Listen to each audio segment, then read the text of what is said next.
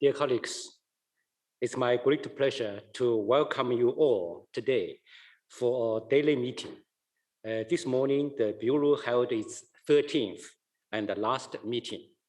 The Bureau reviewed the progress of work, and I recalled that during its prolonged meeting yesterday, the committee had progressed very well in its work under the able chairpersonship of my dear colleague, the Ambassador of Guatemala. Indeed, after examining items 8D, 8E, and 9A, the committee reviewed the reports on the results of the third periodic reporting cycle for the Arab states and the Africa regions. It also examined items 10C and 10D before adopting two crucial decisions, 7.1 and 7.2, related to general conservation matters, touching upon the heart of the convention. Item 13 on international assistance was also examined yesterday. In addition, the committee resumed the discussion on draft decision 8B.24, during which a vote by secret ballot was requested. This vote took place earlier on today at the UNESCO headquarters.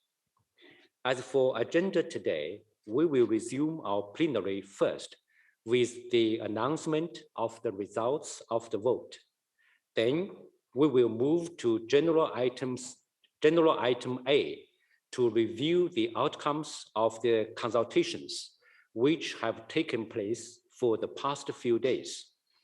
As agreed, we will then move to examination of the draft decision 8B43. Following this, we will review items 14 and the outcomes of the established consultative body on the budget, as well as items 11 and 12, for which consultations have also taken place. To finish our day of work, we will then examine items 15, 16, and 17. Dear colleagues, dear delegates, as you can notice, once again, we have a very heavy workload for today. I therefore call upon all of you to make concise and focused interventions and on your full support to forge consensus whenever required. Thank you very much.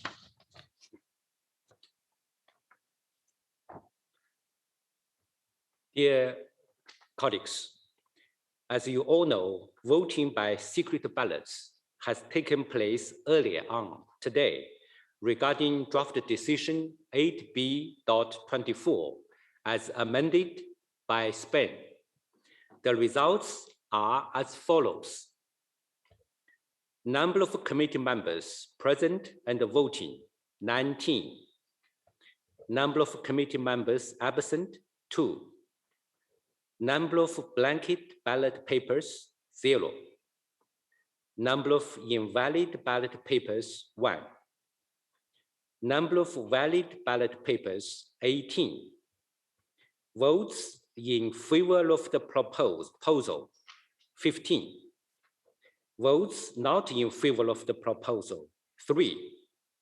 Majority required, 2/3, 12. Therefore, the draft decision 44-8B.24 as amended by Spain is adopted. As the vote is positive and the amended draft decision 44-8B.24 adopted, I'd like to ask if there are any comments. Norway, please. Thank you, Mr. Chair, for giving Norway the floor.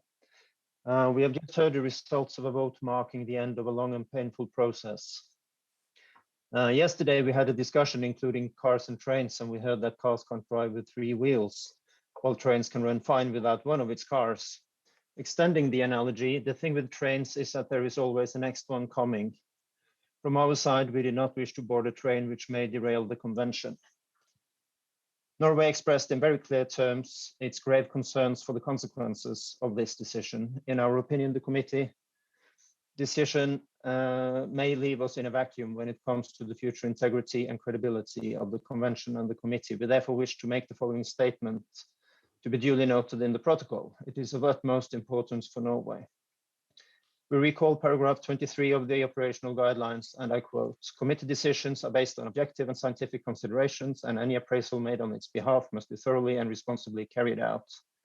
The committee recognizes that such decisions depend upon carefully prepared documentation, thorough and consistent procedures, evaluation by qualified experts, and if necessary, the use of expert referees.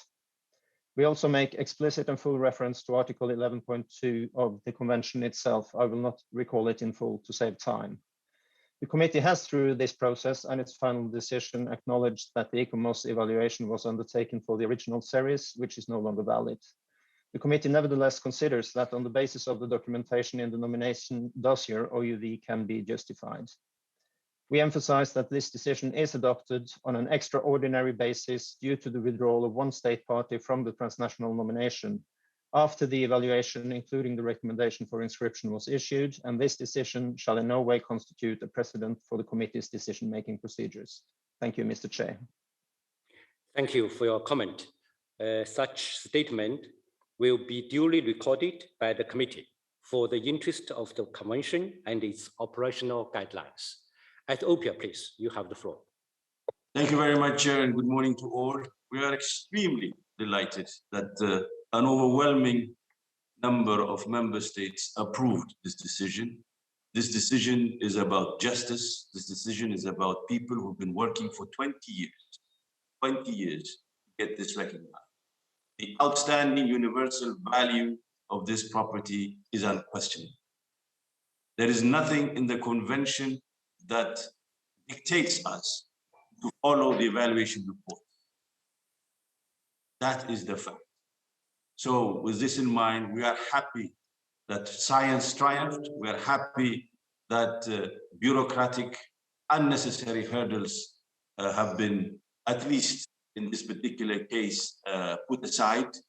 And we are happy that this hopefully will exemplify the spirit that should animate this committee and the spirit of the convention, which we believe is first and foremost to save for future generations heritage sites that deserve to be saved.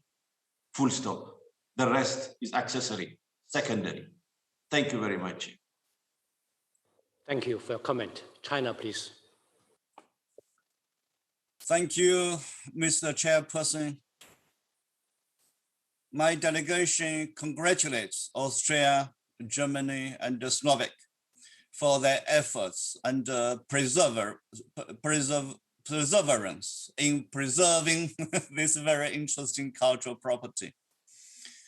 For transboundary nomination, effective and sustained coordination among concerned member states is of paramount importance, not only in the nomination stage, but also more crucial in the management and the conservation of the property after it is inscribed on the World Heritage List. Having said that, we are aware of the specificity of this transboundary serial nomination in this unprecedented situation. We are of the view that the inscription of this site should not constitute a precedence for the future committee decisions. My delegation would also like our remarks be recorded in the report of this meeting. Thank you, Mr. Chair. Thank you for your comment. Such a statement will be duly recorded by the committee for the interest of the convention and its operational guidelines. Now, Egypt, please. Thank you, Chair, and I will be very brief. I would like first to congratulate the three countries for this nomination and also congratulate the committee for reaching a decision.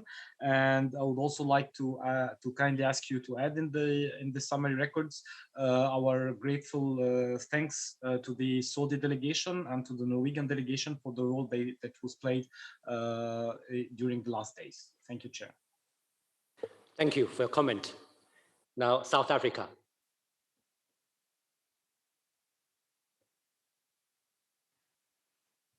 Thank you, Chairperson. South Africa joins many delegations and speakers who congratulated Austria and other state parties involved in this project.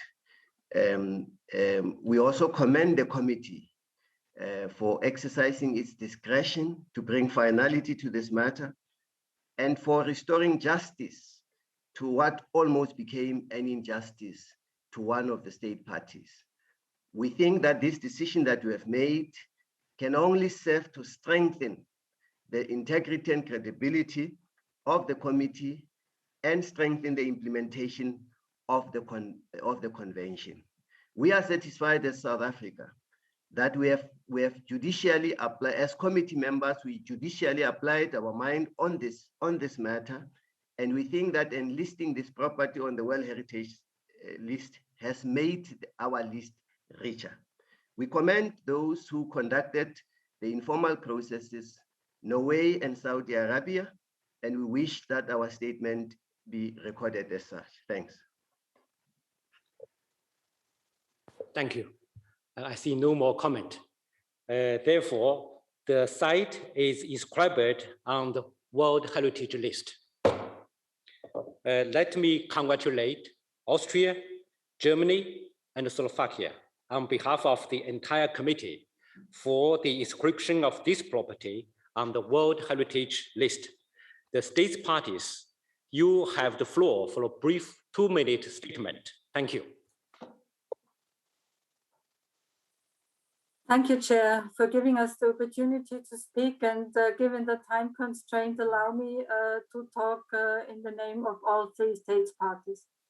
First of all, allow me to say a huge thank you to everybody who trusted in this enormous project, reaching so far beyond this actual inscription and nomination. Furthermore, allow me to state that today with your decision, you took a huge burden from the shoulders of our communities who applied the recommendations and requests put forward by ICOMOS with the Evaluation Report 2019 and complied with those recommendations without having an actual legal basis for it and without having the benefits of an inscribed World Heritage Site, excuse me.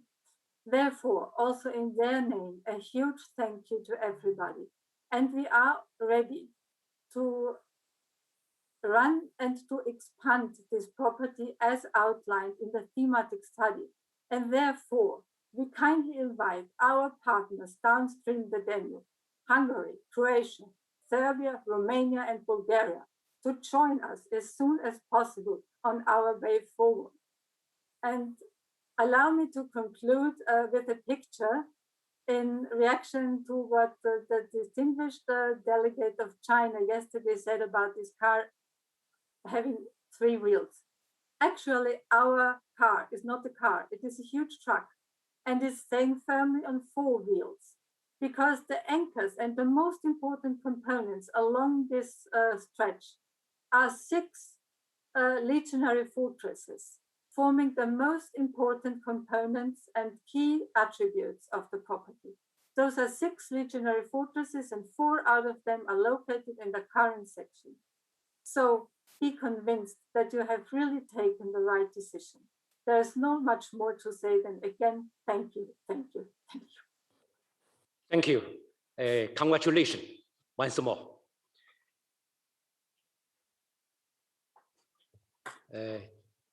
Dear colleagues, let's proceed then.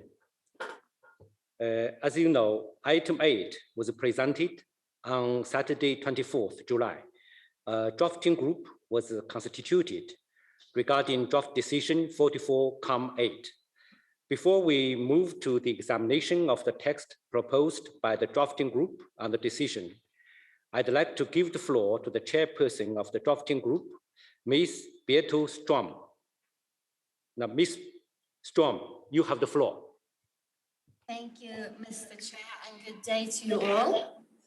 Mr. Chair, I'm really sorry to inform you that the drafting group has not been able to reach an agreement. We would like to ask you to give us a bit more time and allow us to come back to a later stage today. Thank you, Mr. President. Thank you for your remarks. Dear committee members, as presented by the chairperson of the drafting group, we need to give them a bit more time for a consensual text.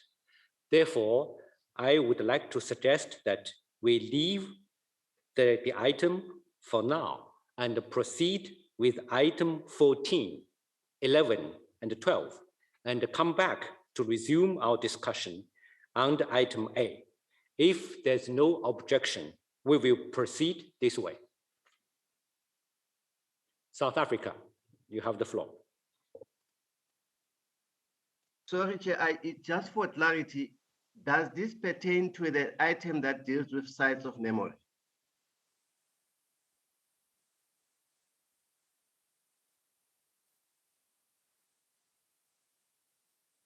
I give the floor to Dr. Rossler.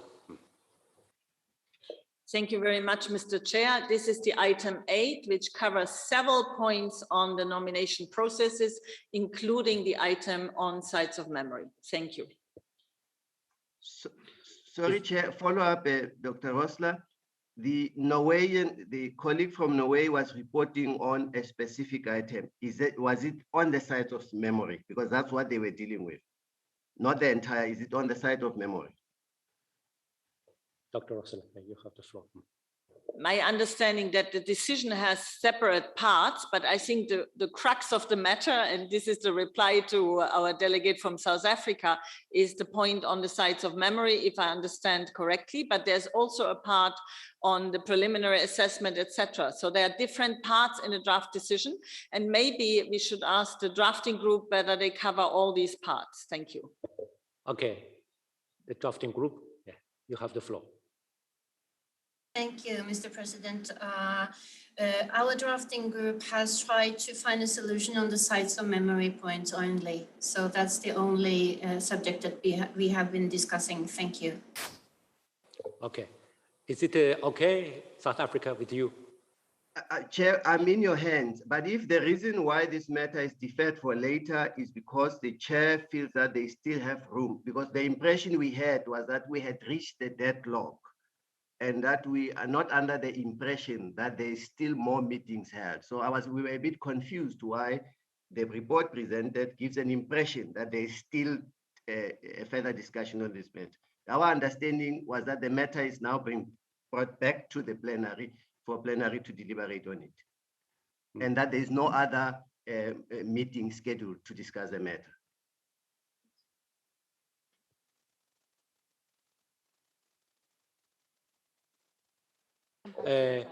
South Africa, I think just now the chairperson of the group suggests we come back only later this afternoon. No, not anymore. So maybe after, yeah. I suggest we give them some more time this afternoon, not tomorrow. Then after we maybe proceed with 14, 11, 12. Then if it's okay, then we come back. Is it okay? No, Chair, we really support your recommended course of action. We just wanted the facts to be obtained. We are not aware of any further consultation. So we can discuss it at your time, the one that you are suggesting, but we are not aware of any further discussion on this matter. Thank you. I you are in your hands, Chair.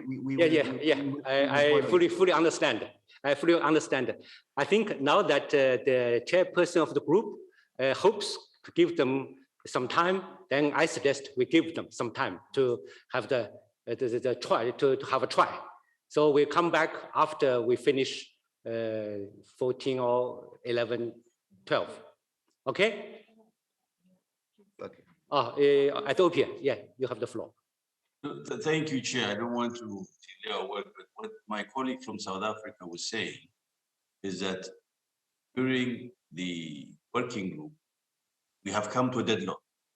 There is no agreement. So whether we talk and talk, it doesn't make any difference. We have come to a deadlock.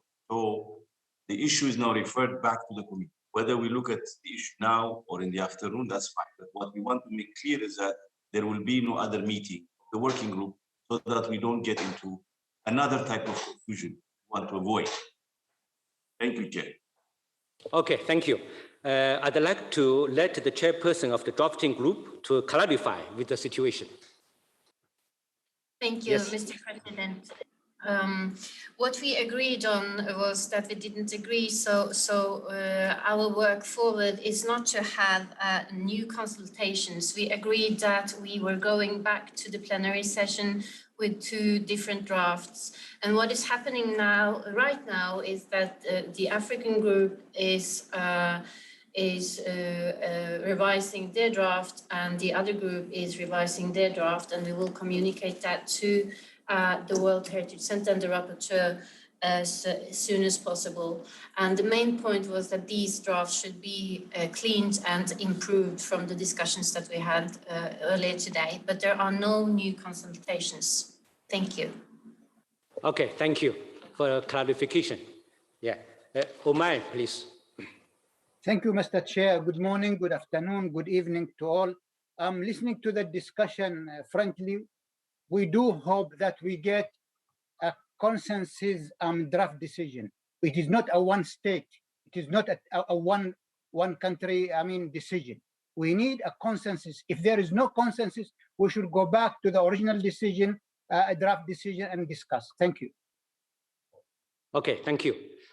So after the clarification, Ethiopia, South Africa, is it okay for you?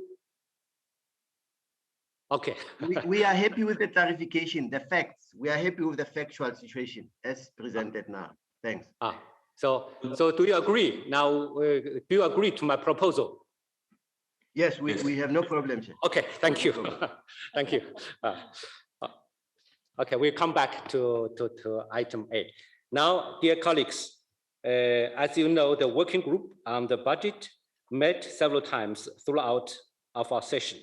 And therefore, I'd like to give the floor to the chairperson of this working group, Ms. Zoya Krutskaya, to present her report and the draft decision proposed on this matter that was distributed to you. Please, Ms. Krutskaya, you have the floor. Merci, Monsieur le Président. J'ai le plaisir de vous rendre compte aujourd'hui des résultats des discussions du groupe. Excusez-moi, j'ai des problèmes techniques. Je reviens vers vous dans... Yes, the interpreter can't hear your voice. Can you check it? Yeah. The interpreter. Yeah. Oui, excusez-moi. Est-ce que maintenant c'est OK? Yeah. It's okay now. Yeah, please go ahead. C'est bon pour les traducteurs. D'accord. Bon, excusez-moi encore une fois pour ces problèmes techniques. Donc, j'ai le plaisir de vous rendre compte aujourd'hui des résultats des discussions du groupe de travail du budget et de vous présenter le projet de la décision révisée 44/14. Tout d'abord, permettez-moi d'exprimer ma sincère gratitude aux membres du comité pour la confiance qu'ils m'ont témoignée en m'élisant à la présidence du groupe de travail du budget. Le groupe de travail du budget s'est réuni 5 fois entre le 21 et le 27 juillet 2021, à raison d'1 heure par réunion. Au total, nous avons eu une 60aine de participants sur ces 5 jours, représentant 14 membres du comité, une 30aine d'États parties observateurs et les 3 organisations consultatives. Je tiens à souligner ici le niveau de participation élevé et l'engagement des membres du comité. Les contributions et l'esprit de coopération de tous les participants nous ont permis de mener à bien nos travaux de manière efficace. Le travail du groupe a commencé par une présentation très complète du document du budget par le secrétariat, ce qui a permis aux participants d'émettre des commentaires généraux et de demander des clarifications ou des explications. Le groupe a ensuite procédé à l'examen du projet de décision. Le texte original du projet de décision a été conservé pour la partie introductive ainsi que la 3e partie qui concernait le suivi de la décision 43/14. En ce qui concerne la 2e partie du projet de décision, il y a eu un petit ajustement dans la formulation du paragraphe relatif à la réallocation budgétaire sur le budget 2020-2021. Cette réallocation a pour but d'aider au financement de l'évaluation de la stratégie du patrimoine mondial pour le renforcement des capacités. Il s'agissait simplement, pour une question de cohérence, d'aligner la formulation de ce paragraphe avec celui de la décision 44,6 qui avait été adopté quelques jours auparavant. Le travail du groupe a porté essentiellement sur la deuxième partie du projet de décision. Dans cette partie, il a été convenu d'adopter le budget 2022-2023 tel que proposé dans le document du budget à l'annexe 6. En revanche, vous vous souviendrez sans doute que le reste de cette partie de décision du budget avait été laissé ouvert. La Norvège a donc présenté plusieurs nouveaux paragraphes liés à la question du financement de la réforme du processus de proposition d'inscription et plus précisément au financement durable de l'analyse préliminaire, qui constitue la nouvelle première phase du processus réformé. Après quelques ajustements destinés en particulier à clarifier les modalités pour le financement de la phase de transition, qui commence en septembre 2023, ces paragraphes ont fait l'objet d'un consensus au sein du groupe. En résumé, ils font état de la conscience aiguë qu'a le groupe quant aux difficultés de financement et à la nécessité d'étudier tous les impacts budgétaires liés à l'introduction de l'analyse préliminaire, tout en gardant à l'esprit les décisions antérieures sur les États parties prioritaires. Il a également été unanimement décidé que le groupe de travail, le groupe ad hoc serait chargé d'identifier un financement durable de l'analyse préliminaire pour 2024 et les années suivantes. L'Égypte et l'Arabie saoudite ont également présenté d'autres paragraphes relatifs au mandat du prochain groupe de travail ad hoc, un rapport cette fois avec la transparence, l'efficacité et les économies potentielles sur des ressources de la Convention, ainsi qu'avec l'identification d'autres fournisseurs potentiels sur les services consultatifs. L'un de ces paragraphes envisageait également la possibilité d'un audit externe sur les mêmes questions. Après d'intenses discussions au sein d'un groupe de rédaction, un consensus s'est dégagé autour d'un texte reflété aux paragraphes 21 et 22 du projet de décision révisé. En conclusion, permettez-moi de remercier personnellement le Centre du patrimoine mondial pour son soutien constant, les services techniques du secrétariat et tous les délégués et les collègues distingués qui ont participé aux réunions du groupe de travail du budget pour leur engagement constructif. J'espère que les distingués membres du comité adopteront ce projet de décision qui a fait l'objet d'intenses négociations au sein du groupe de travail et dont le résultat reflète un vaste effort collectif. Il vise à nous mettre sur la voie d'une plus grande durabilité du Fonds du patrimoine mondial et donc, espérons-le, à terme, d'une meilleure protection du patrimoine mondial, culturel et naturel. J'ai été informée récemment que quelques États parties voudraient présenter quelques commentaires sur la décision. Donc, je vous remercie, Monsieur le Président, de m'avoir donné la parole et je vous demanderai de donner la parole à des États membres qui ont participé au groupe de travail. Merci beaucoup. Thank you very much. Now, Egypt, please. Thank you, Chair, and let me at the outset congratulate Mrs. Zoya for the outstanding performance she did in chairing this meeting and the passions also that she showed. Also, let me express our gratitude for all the delegations that were very active during the discussions. Delegations of Norway, Australia, Hungary, and Saudi Arabia, and, from the committee members, and also Switzerland non-members.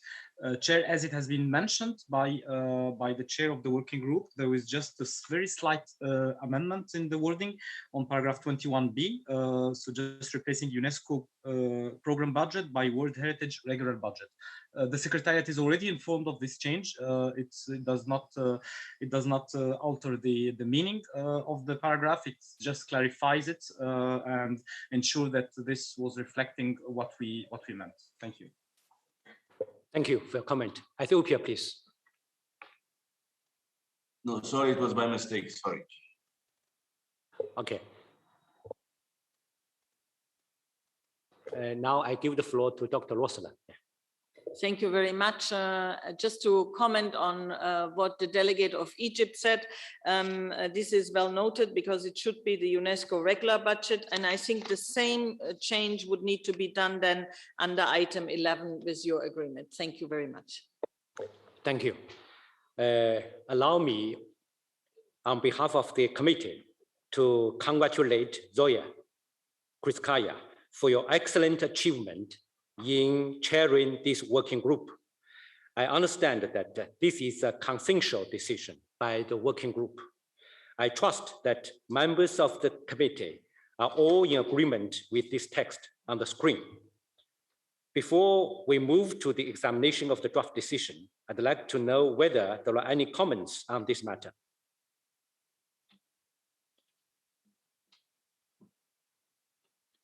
I see none. Let's proceed then. I now invite you to examine and adopt draft decision 44-14. But before doing so, I'd like to ask the rapporteur if she has received any amendments on the draft decision proposed. Thank you, Mr. Chair.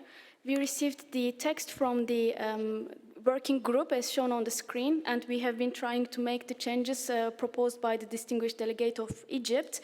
So agreed text is shown on the screen. One correction is in paragraph 21b. And if there was one more point, if the distinguished delegate from Egypt could clarify it, I would appreciate. Thank you, Mr. Chair. Yeah, I give the floor to Egypt. Thank you, Chair. I'm just looking at the paragraph where it has on UNESCO regular budgets. Yes, instead of UNESCO regular program budgets, it will be World Heritage regular budgets.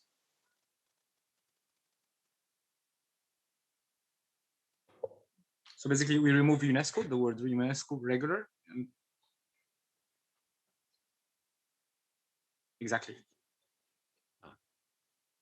World Heritage budgets. That would be perfect. Thank you, Chair. Okay, thank you. Mr. Rapporteur, is okay? I'm not sure, Mr. Chair, maybe the Secretariat will have clarification on this matter. Okay, the Secretariat, please, you have the floor. Thank you very much, Mr. Chair. To our understanding, it would be UNESCO regular budget. Because this is the budget which comes from UNESCO to World Heritage. Yes? Egypt? Is it okay? Thank you, Chair. If UNESCO regular budget is okay for the Secretariat, then I think it would be then at this moment okay for everyone. So yes. Okay. Okay. Thank you. Thank you. Mr. Rapporteur is okay? Yes. Now everything is clear. These are all the amendments, okay. Mr. Chair. Okay. Are there any comments? I see none. I therefore declare draft decision 44-14 adopted. Thank you very much. Item 14 is now closed. Dear colleagues, you will remember that we have opened item 11 on 17th July, and that we listened to the report by the chairperson of ad hoc working group. As you will also remember, we decided to leave this item open. As you also know, I had called upon committee members to hold consultations on this item in order to take into account the outcomes of the budget working group and the other matters discussed during the session. I understand that an agreement has been reached on the text that has been transmitted to the rapporteur and which appears on the screen. So before we move to the examination of the draft decision, I'd like to know whether there are any comments on this matter. Norway, please. Thank you very much, Mr. Chair. Actually, I wanted to make a comment when it comes to item 14 after the decision. So if you allow me to make a comment on item 14, please. Okay. Thank you very much. Thank you very much, Mr. Chair. First of all, I would like to sincerely thank Zoya Klitskaya for excellent chairing of the Budget Working Group. Thank you, a huge thank you, and all participants. I would like to make some general comments when it comes to item 14. First of all, state parties have rights and obligations under the Convention. paying the assessed compulsory and voluntary contribution is an obligation and absolutely necessary to implement the activities foreseen in the budget. Second, state parties putting forward nomination files to the World Heritage List are expected to make voluntary contribution to the fund with reference to paragraph 168 bis in the operation guidelines. We would like to thank Czechia, Germany, Italy, Slovenia, and Spain, who already contributed to the fund, as described in para 71 in the document. Thirdly, the adoption of the preliminary assessment as part of the nomination reform is an important step to enhance the credibility of the World Heritage List through strengthened dialogue between state parties and the advisory bodies. We look forward to the outcome of the next ad hoc working group when it comes to proposal for its financing. Lastly, I would like to say that Norway will, as we actually did in 2020, as we didn't have a committee meeting last year, and since this one is a virtual one, we would like to give the money that the whole team would have spent on travels, hotels, food, etc. during the committee meeting in Presentia to the World Heritage Fund. And this time we would like to give it to the sub-account for the evaluation of nominations, even though we don't have a nomination, so that we can help kicking off the preliminary assessment. And I think the amount is approximately 30,000 euros. Thank you so much for allowing me to make. Yeah, thank you for your comment. I see no more questions in the comments. Bahrain, yes, you have the floor. Thank you, Mr. Chair. I would just like to thank our dear colleagues from Norway for this very positive gesture. It's much appreciated and much needed at this critical stage of the convention. Thank you. Thank you. Thank you for your comment. So I see no more questions in the comments. I now invite you to examine and adopt draft decision 44-11. But before doing so, I'd like to ask the rapporteur if she has received any amendments on the draft decision proposed. Okay, yeah. First I give the floor to Dr. Rossler. Thank you, Mr. Chair. As was just discussed with Egypt before, we would need to do the same change. I think if my recollection is correct, it's under the part 0.7, subgroup 2, 1B.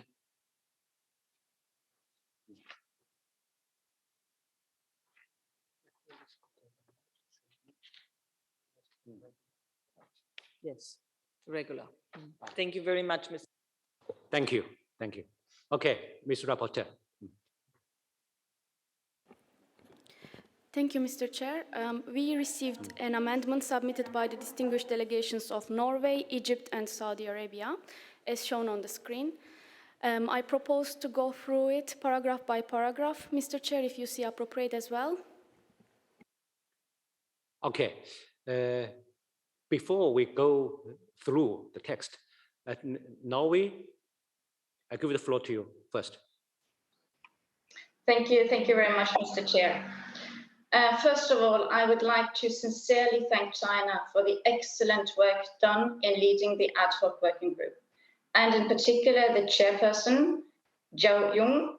I hope I pronounced it as good as I can with my Norwegian accent. He did an excellent work. Thank you so much. And it is quite amazing that the ad hoc working group managed to finalize its work. It was very technical, online, with a lot of consultations and dialogue in between the formal meetings. So we would like to thank everybody involved in this extremely important work. And I will very quickly present the text proposed under items 11 and 12 on behalf of Egypt, Saudi Arabia, and Norway. First, under item 11, we are basically recognizing the good work of the ad hoc working group. We adopt the reformed nomination process, and we structure the mandate and the composition of the next ad hoc working group. So we propose to divide the next ad hoc working group into two subgroups. So one, working on the proposals on how to finance the preliminary assessment, and the second one, working on a mapping and a discussion on the use of current and potential additional advisory service providers, as well as having a general discussion on the World Heritage Fund. And also the ad hoc working group will look into the Article 11.3 of the Convention. When it comes to item 12, we basically adopt the amended operational guidelines as recommended by the ad hoc working group. Thank you so much. Thank you. Thank you for your comment, and also thank you for your kind words for me. Saudi Arabia is cancelled. Okay. Now, dear committee members, we will go through Saudi Arabia. Please, you have the floor. Thank you, Mr. Chair. I'm not sure. I would like to thank Norway for its very kind gesture and their contribution, not only in terms of material, but also in terms of financial. And I was just wondering, are we going para by para? Because I had the minor edit at a later stage in this discussion. So if we're going para by para, I'll just wait until that paragraph comes along.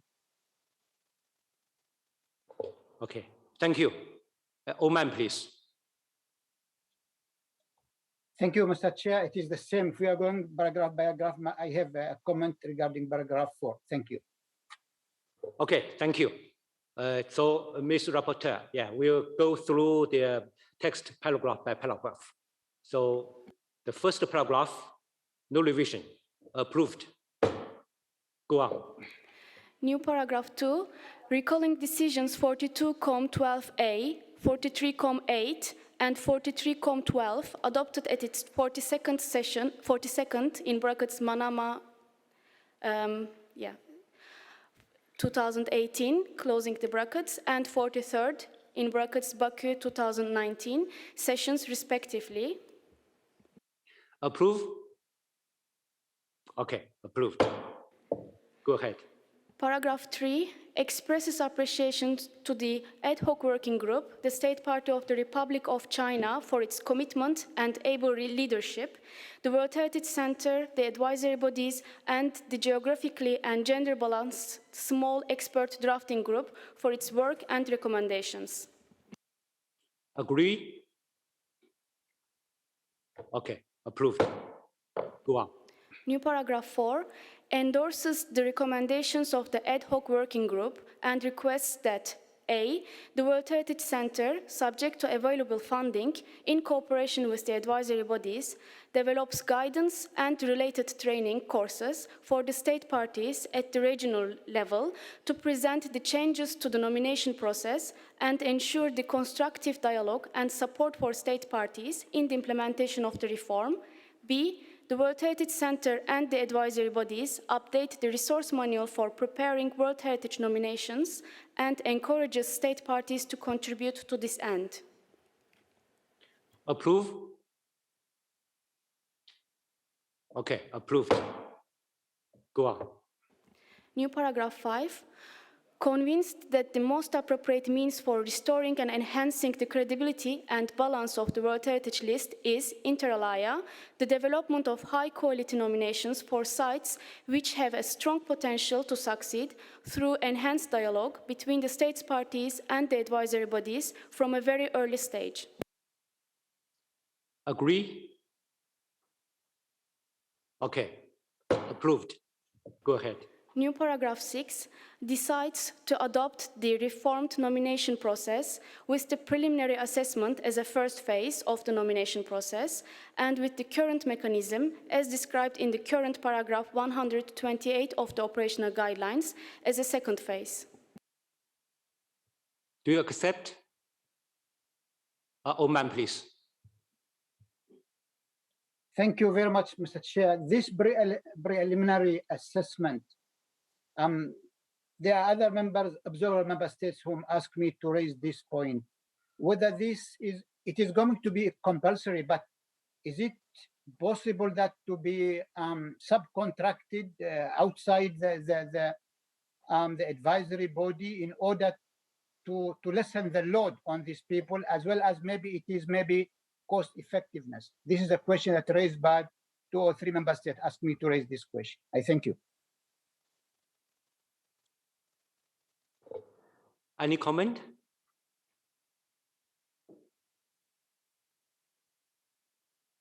No comment.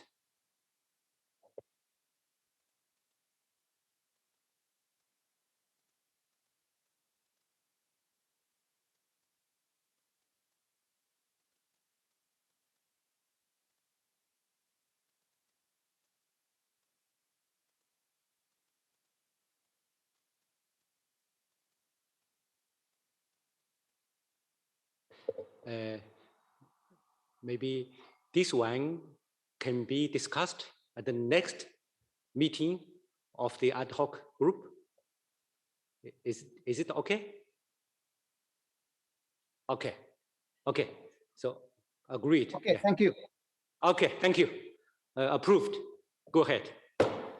New paragraph 7 also decides to extend the mandate of the ad hoc working group in 2 subgroups to become composed of to be composed of members of the committee and up to 2 non-members per electoral group, including the committee members outgoing in 2021. 2. Subgroup 1. Analyze and propose sustainable and innovative solutions, including the cost-sharing mechanism described in paragraph 168 bis of the operational guidelines for financing of the nomination process, including preliminary assessment with the aim to improve transparency, cost efficiency, and identify possible synergies, overlaps, and potential cost-saving measures to be taken into account in the reformed evaluation cycle. Subgroup 2A, present concrete proposals on the following. 1. Ensuring long-term financial sustainability of all current and potential new convention funds. 2. Transparency, efficiency, and potential cost savings on the use of convention financial resources, in brackets World Heritage Fund, UNESCO regular budget, and voluntary contributions, close the bracket. 3. Mapping of current and potential additional advisory service providers with a view to improving geographical balance. 4. The possibility of exploring the criteria and governance under which the committee may cooperate with international and non-governmental organizations in accordance with Articles 13.7 and 14.2 of the Convention, as well as paragraphs 38 of the operational guidelines. And B. Continue dialogue regarding feasible procedures related to Article 11.3 of the Convention. Do you accept? Saudi Arabia, please. Thank you, Mr. Chair. We do accept. Just one additional word under subgroup 2, point A, we just say analyze and present concrete proposals.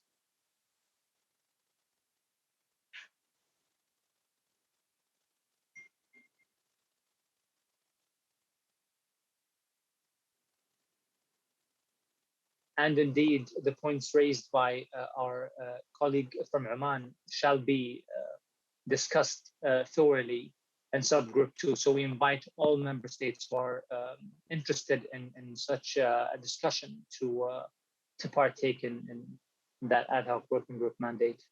Thank you, Mr. Chair. Okay, thank you. Agree? Okay, approved. Go ahead. New paragraph 8 further decides that the ad hoc working group shall work in consultation with the World Heritage Center, advisory bodies, and, as appropriate, relevant stakeholders, and requests the submission of the documents described in Decision 44-14, paragraph 22, as well as other relevant documents and background information to facilitate the work of the ad hoc working group, and submit its report and recommendations to the 45th session of the committee. Thank you, Mr. Chair. Approve? Okay, approved. Dear committee members, if there's no other comments or objection, Norway, please, you have the floor. Thank you very much, Mr. Chair, and I'm not objecting at all. I just couldn't let go this occasion without thanking sincerely my dear colleague Ying in the permanent delegation of the People's Republic of China for his convening force and guidance in the ad hoc. So Ying, a big thank you to you too. Thank you so much. Thank you for your kind words. So I therefore declare Draft decision 44-11 adopted as amended.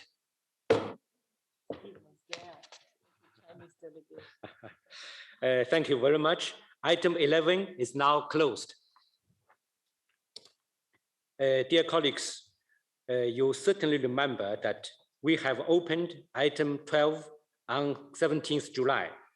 I had called upon committee members to hold consultations on this item in order to take into account the outcomes of the budget working group and other matters discussed during the session.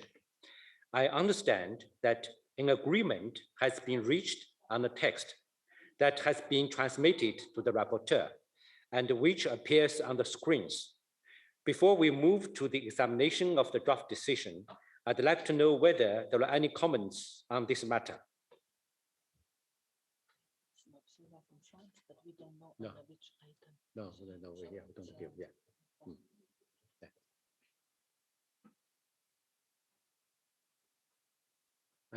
I see now. Let's proceed then. I will invite you to examine and adopt draft decision 44-12. But before doing so, I'd like to ask the rapporteur if she has received any amendments on the draft decision proposed. Thank you, Mr. Chair. We have an amendment proposed by distinguished delegations of Egypt, Saudi Arabia, and Norway, as shown on the screen. Okay. So there are no modifications proposed for paragraph 1 of the draft decision.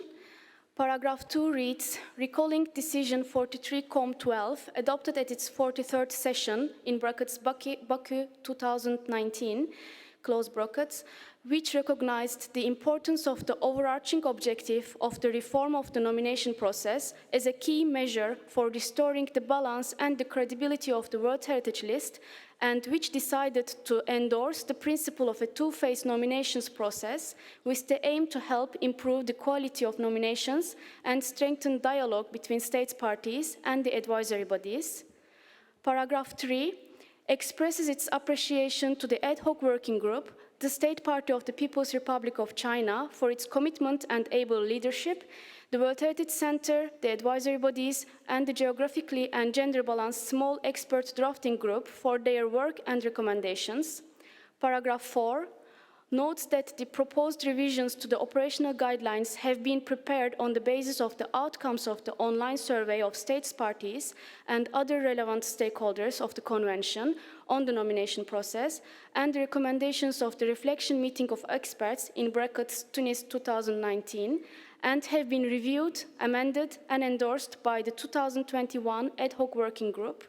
New paragraph 5 further notes that the transition period for introducing the preliminary assessment commences with the first deadline for submission of voluntary preliminary assessment requests by 15 September 2023. Paragraph 6 also takes note that the transition period will end in 2027 and that the preliminary assessment will be mandatory, meaning that only nominations with a preliminary assessment will be examined by the World Heritage Committee from 2028 onwards. And new paragraph 7 decides on the basis of the aforementioned preliminary assessment and related transition period to adopt the proposed revision of the operational guidelines and further decides that Annex 5 will enter into force on 2 February 2022. Dear committee members, do you accept this text? Norway, please. Thank you very much, Mr. Chair. I think that we also made a changement in the last paragraph. If you can please scroll down the text, because I think there was an incoherence with I think it should be that it's committed from 2028 onwards, and I think you have to make the change also in the French version. But I leave it to the secretary. I can see it's okay in the English version. Thank you so much. Okay, thank you. Any other comment? I see now. I therefore declare draft decision 44-12 adopted.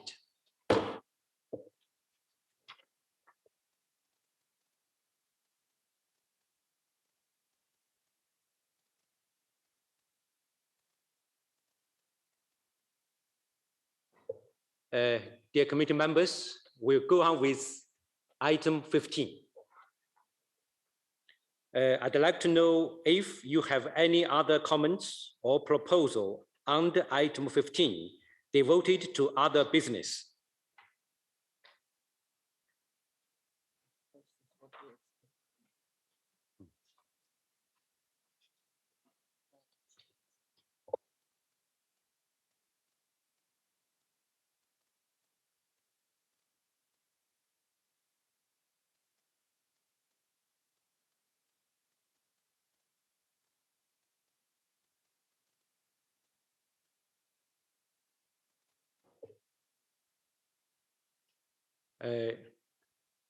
Yeah, I give the floor to the United States for a brief intervention. Please do respect the time limit. Yeah, you have the floor. Thank you, Chair. We're taking the floor for the first time and would like to convey our sympathies to the victims of flooding and our hope for a swift recovery. We would like to also thank China for hosting this meeting under such difficult circumstances. China has responded with generosity, flexibility, and innovation in the repeated delays and uncertainty necessitated by the pandemic. I would also like to thank the World Heritage Center and the advisory bodies for their expert guidance, responsiveness, and the course of members.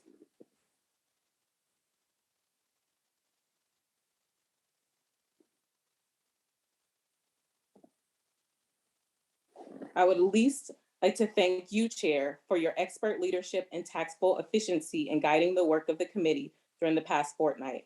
Our appreciation for the Vice Chair for his gracious, sorry, I'm having problems with my video. So I'll turn it off for the sake of technology. And at least would like to thank you, the Chair, for our expert leadership and tactful efficiency in guiding the work of the committee during this past fortnight. Our appreciation to the Vice Chair for his gracious guidance, and we have all been served well by the leadership of the 44th session. Mr. Chair, the United States has submitted a statement for the record originally intended for agenda item 7B, which has now been closed.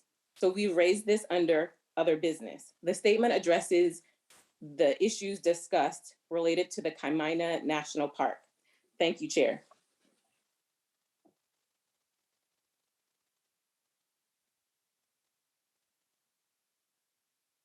We can't hear your voice. Yeah. Chair, can you hear me now? Oh, okay. You have finished, right? Yes. Did you get my complete statement? Yes, I. Okay, thank you, Chair. Okay. Okay. Venezuela, please, you have the floor. Señor presidente, lo felicito por la manera como ha conducido esta reunión.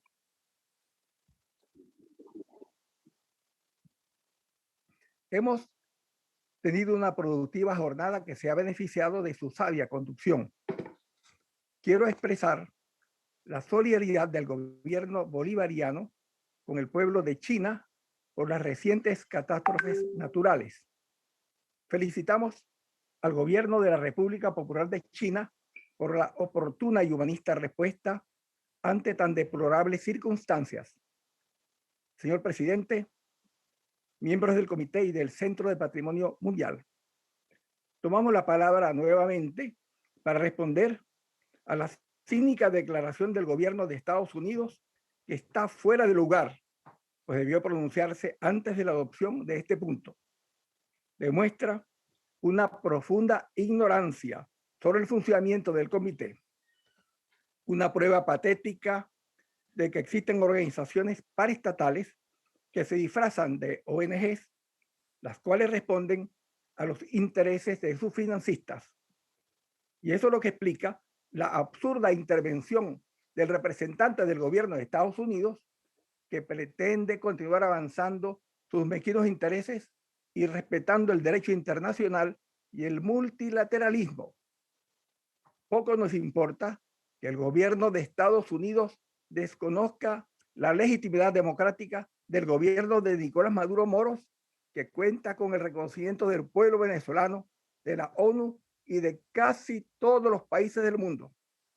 Reconoce, en cambio, a un títere suyo que pretendió imponer al pueblo venezolano, recurriendo incluso a una invasión militar y al terrorismo.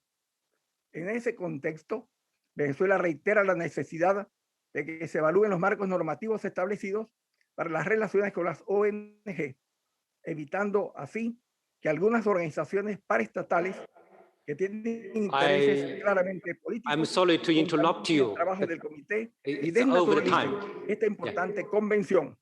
Señor presidente, el pasado 24 de julio celebramos el natalicio del libertador Simón Bolívar, quien expresó, y cito, los Estados Unidos parecen destinados por la providencia a plagar la América de miserias en nombre de la libertad.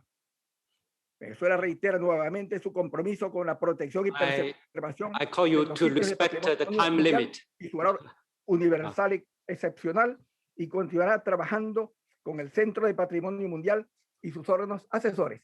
Muchas gracias, señor presidente.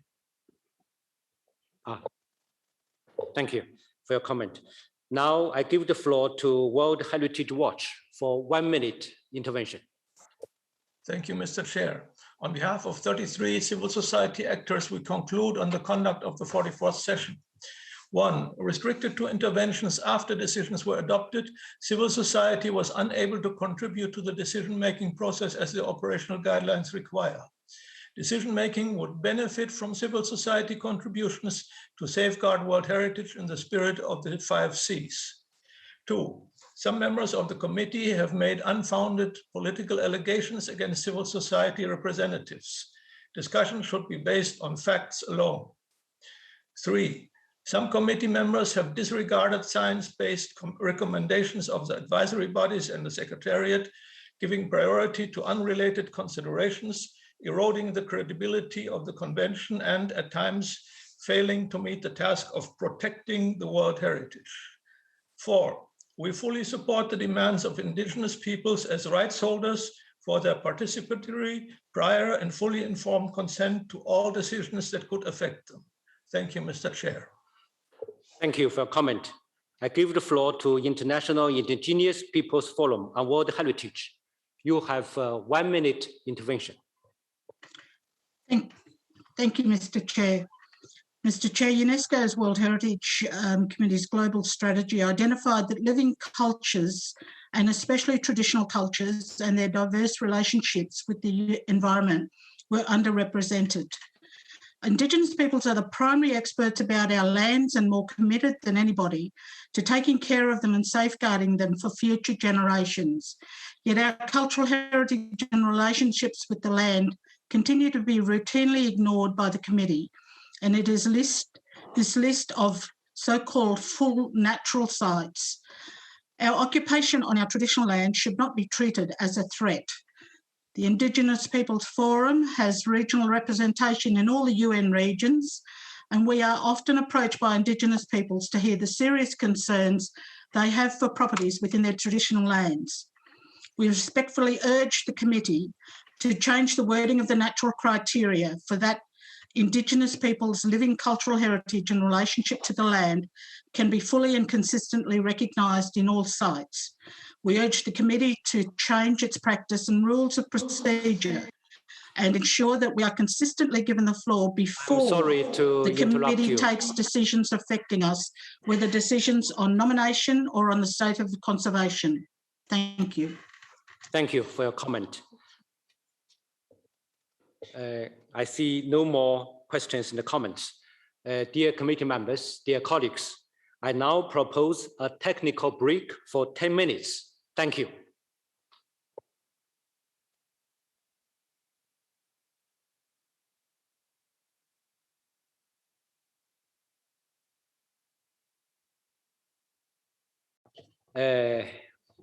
According to the situation now, I propose we go first with item 17. Okay? Now, I'd like to now to invite Dr. Rossler to present the provisional agenda of the 45th session of the World Heritage Committee. Dr. Rossler, you have the floor. Thank you very much, Mr. Chair. So this is contained in document 17. So it is the provisional agenda for the 45th session, which will take place in Kazan in 2022. You remember the decision to have it in Kazan was already taken. Now you have first the opening session with item 1, and then admission of observers, which are the traditional items. Item 3, adoption of the agenda and timetable. 3A, adoption of the agenda. 3B, adoption of the timetable. Then we come to the big item reports. With item 4, which would be the report of our dear rapporteur of the extended 44th session, and she would present it to the next session. Then item 5, the reports of the World Heritage Center and the advisory bodies. So 5A, the activities of the World Heritage Center and implementation of the committee's decision, and 5B, the reports of the advisory bodies. Then 6, the follow-up to the World Heritage Capacity Building Strategy, and the progress report on the World Heritage related category 2 centers, which is also a traditional report and a follow-up to your decision here on item 6. And then we come to the big item of state of conservation. This the general item 7, as you have seen already at this session, and item 7A for danger sites and 7B for sites on the World Heritage List. And then we come to the establishment of the World Heritage List with the general item 8, which is on the nomination process. 8A, tentative list. 8B, nominations. 8C, update of the World Heritage List and the list of World Heritage in danger. 8D, clarifications of property boundaries and areas by states parties, and 8E, which is the review and approval of retrospective statements of OUV by the committee. Then big item on the global strategy for representative and balanced and credible World Heritage List with the sub-item 9A on upstream processes. And then we have the big item on periodic reports, which is the item 10. So you will have next year the presentation of the third cycle for periodic reporting from Asia and Pacific, a progress report from the other regions under 10B, and 10C, the follow-up on the implementation of the action plans on the reports you heard this year, which was yesterday on the Arab states and Africa regions. So, and you will then discuss the follow-up next year. And then you have the progress report on the third cycle of periodic reporting in the other regions, which is mainly then Latin America and the Caribbean and Europe. Now, working methods and tools. So you have item 11, follow up on the recommendations of evaluations and audits on the working methods and the outcome of the ad hoc working group. As we have just heard, you will have an ad hoc working group which runs from this World Heritage Committee to the next. So this will be under this item 11. Then item 12, traditionally the revision of the operational guidelines, as we just also discussed, and we will report on that. And then you have item 13, which is the 50th anniversary of the World Heritage Convention, which is a critical item because we will celebrate the 50th anniversary next year.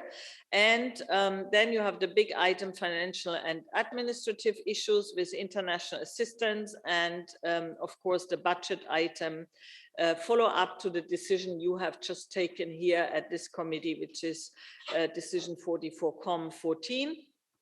And then you have other business.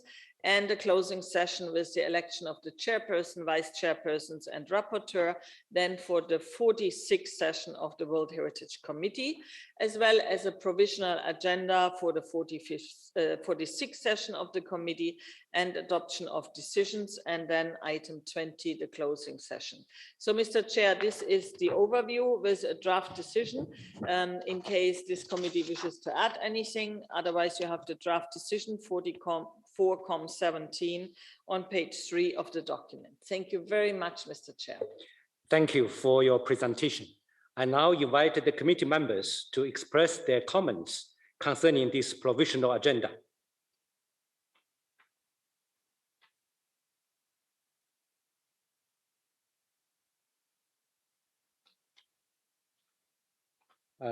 I see none. I therefore declare, Oman, please, you have the floor. Thank you, Mr. Chair. I have only a clarification. Since this is going to be provisional agenda during the course of the year, I mean, is it possible for amendment to add an element to if there is anything to be added, or it is strictly we have to follow these 20 items? Thank you. Okay, thank you. Dr. Rosalind, you have the floor. Thank you very much for the question from Oman. This is a provisional agenda until the committee adopts it when it meets at the session in Kazan. So there may be other additions. There could be also a request from the General Assembly. There could be other points which may be raised. So the committee is free to make any additions also at the opening of the session when you formally adopt this agenda in Kazan. Thank you. Is it okay, Oman, with you? Thank you very much. Okay, thank you. Any other comment? I see now. I therefore declare draft decision 44-17 adopted.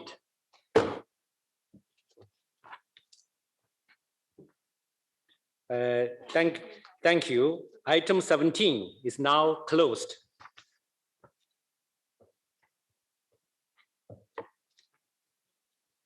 Dear committee members, as you will remember, we decided to examine the draft decision 44-8B.43 on the nomination of Gdańsk Shipyard, Poland, after the end of our debates on general item 8. However, as you have realized that discussions on item 8 are still going on, and as it is almost the last working day, I think it would be reasonable to examine nomination 8B.43 now. Any objections?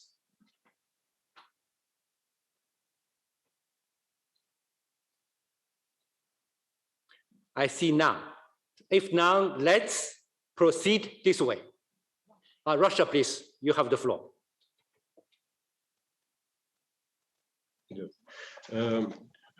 Mr. Chairman, did I understand you right that now we are discussing the nomination of Gdańsk? Right. Mr. Chairman, I have a proposal to make. According to the rule 31 of rules of procedure of the committee, I move the adjournment of the debate sine die. Thank you. Okay, thank you. Hungary, please.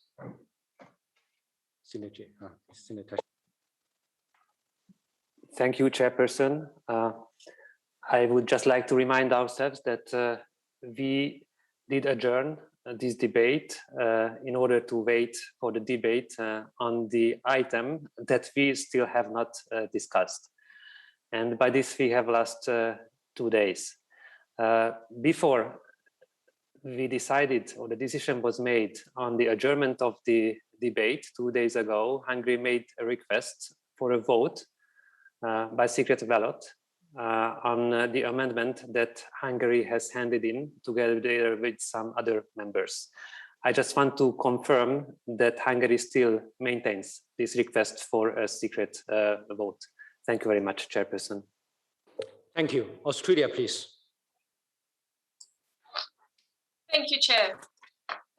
Chair, as it's the first time that I am taking the floor at this meeting, I'd like to take this opportunity to thank you for your leadership in presiding over a constructive and cohesive WHC 44. And Chair, it's in this spirit of collaboration and cooperation that I'd like to make this intervention. Australia has listened carefully to the views put forward on this application for inscription. As my colleague from Ethiopia said earlier today, we have watched as this committee has come together to save heritage sites that deserve to be saved.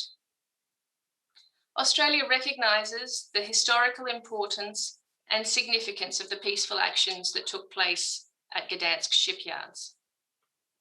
And importantly, we also recognise the points put forward by experts about the importance of this site's contribution to the heritage of shipbuilding in Europe.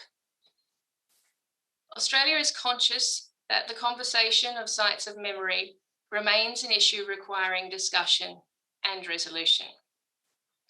But, and we take your point, Chair, about the importance of us moving forward in this meeting, we are equally conscious of the heavy decision of taking a definitive view of this property before these discussions have concluded.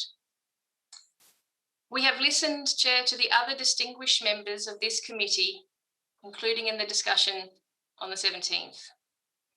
And in a circumstance where the advisory bodies have not been able to visit due to COVID, where we have expert views that are presented indicating that the shipbuilding aspects of this site would likely be eligible in future for protection by this committee, Australia believes it's important that the advisory bodies are given that chance to visit the site and to work in detail with the States Party. We are conscious that this committee has throughout its meeting sought to reach constructive and collaborative solutions. And I'd like to advise that Australia has listened to the views put forward in the discussion on this item from Saudi Arabia, Bosnia and Herzegovina, from Oman, Guatemala, Hungary and others, that to rush to a definitive decision on this property would be premature. But Chair, we also understand your view that not to take a decision given the short time left would be incorrect for our committee. We therefore would like to join with other states parties in this committee to give the States Party a chance to work with the advisory bodies in a collaborative way to further develop aspects of the site, including the shipbuilding elements. Australia would like to work with this group to find a solution that is consistent with the committee's support for the encouragement of all states parties to conserve and protect the world's heritage. For this reason, Australia would like to join with others in supporting Hungary's amendment to defer. Thank you. Thank you. I have a point of order. Hungary first. Thank you, Chairperson. I just wanted to clarify, and perhaps this is the point when the legal advisor could be asked about, because Hungary made a motion for a secret ballot on Wednesday before the debate was adjourned. And today Russia made another motion. And I think it would be necessary to clarify the order of these notions. And I think at this point, an intervention and the advice of the legal advisor would be welcome. Thank you.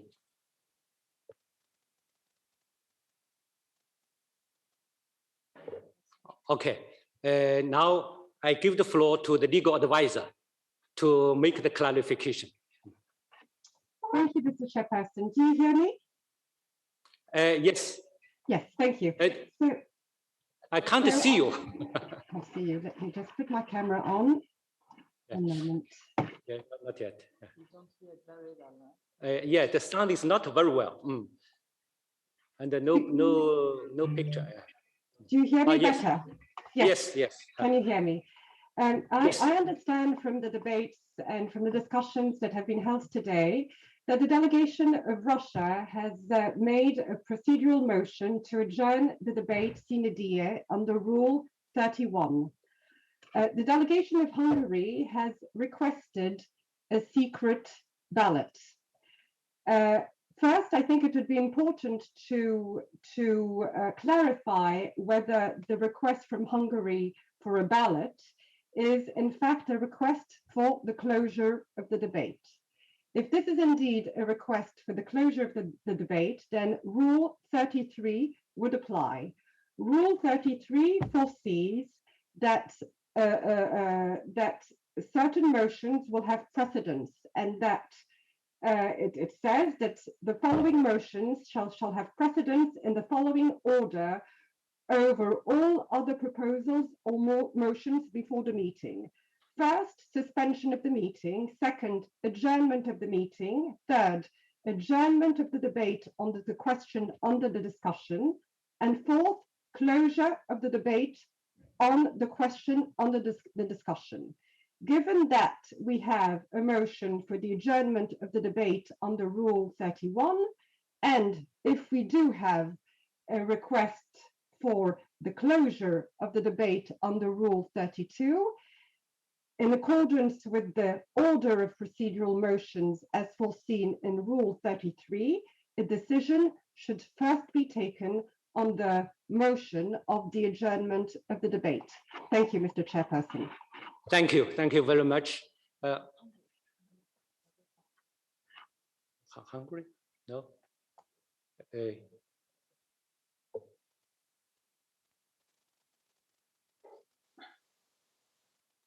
Yeah, it's very clear, according to the legal advisor, which one takes the precedence.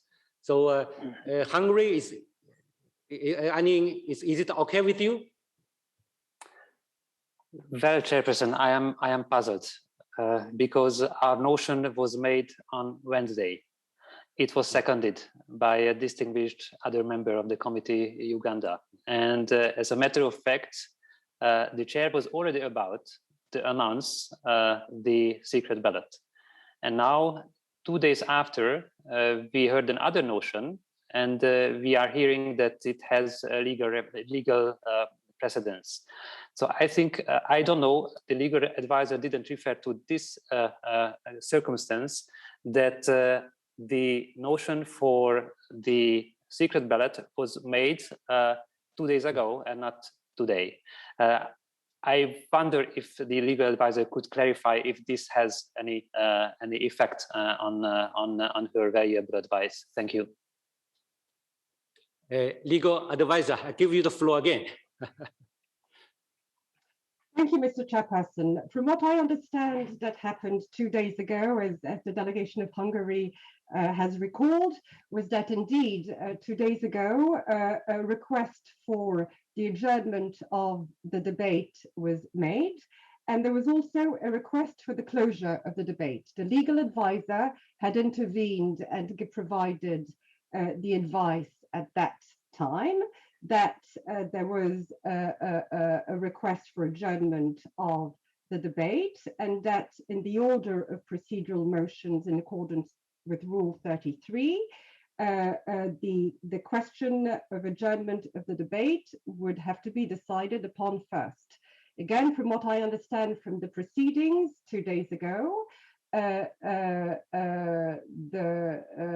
committee accepted to adjourn the debate on this issue until today. So there was a decision taken on the adjournment of the debate on this nomination until today. The fact that a request for a secret ballot was also made 2 days ago does not have any effect with respect to the new motions that have been put forward today. Thank you, Mr. Chairperson. Thank you. Thank you, legal advisor. Now, dear committee members, may I ask the committee members if the proposal for adjournment are seconded? Is that seconded? China, please. Thank you, Mr. Chair. China fully support the motion made by our dear colleague of Russia. Thank you. Thank you. Spain, please. Gracias, señor presidente. Realmente, cuando habíamos pedido la palabra era porque teníamos la misma duda que planteaba Hungría, porque creíamos que estaba vigente la propuesta de votar y vamos a apoyar la propuesta de votar. Pero en este momento creemos que, por la información que se ha dado, nuestro apoyo ha decaído. Por tanto, le ruego, no tiene mi palabra, no tiene sentido que apoyemos la votación si no se va a considerar.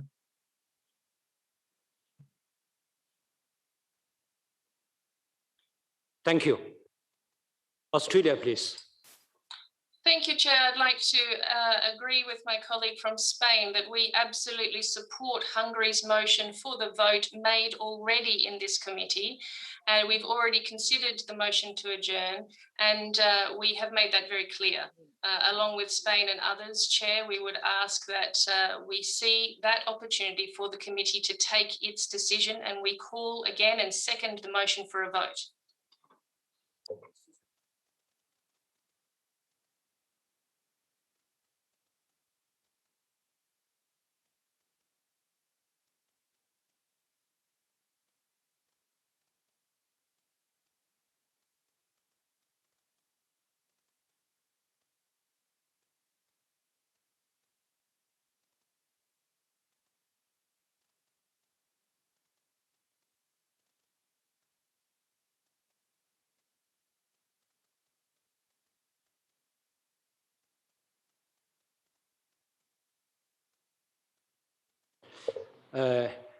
I wanted to ask the legal advisor. Now, the Russia's proposal for German, the procedural motion, now is seconded by China. Is it stands now?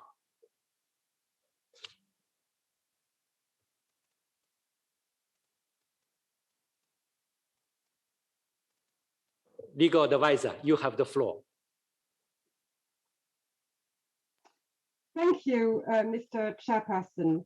I would read for clarity the Rule 31 on adjournment of the debate. During the discussion of any matter, any state member of the committee may move the adjournment of the debate on the item under discussion. On moving the adjournment, the state member shall indicate when he moves the adjournment sine die or to a particular time which he shall specify. In addition to the proposer of the motion, one speaker may speak in favor of and one against the motion. I repeat the last sentence. In addition to the proposer of the motion, one speaker may speak in favor of and one against the motion. It follows that when there's a request for adjournment of the debate, it does not need to be seconded. Thank you, Mr. Chairperson. Yeah.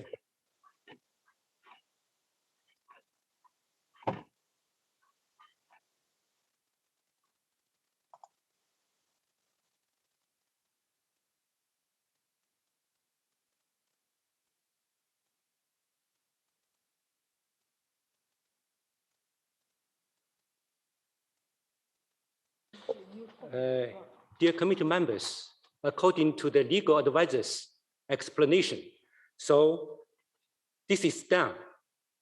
It's the proposal for adjournment of the debate sine die stands. Okay? So therefore, I declare this nomination adjourned sine die. Let's move on to the next agenda item. And you need to ask the rapporteur to record that. Rapporteur, Ms. Rapporteur, you recorded that. Yes, Mr. Chair. Okay. Okay. Now we move to the next one. Yeah. Dear committee members, now you will, excuse me. Dear committee members, as you know, item 8 was presented on Saturday, 24th July, and the drafting group was constituted regarding draft decision 44-8. Before we move to the examination of the text proposed by the drafting group on this decision, I'd like to give the floor to the chairperson of the drafting group, Ms. Beato Strom. Ms. Strom, you have the floor. Thank you, Mr. President. The following is a brief report from the drafting group.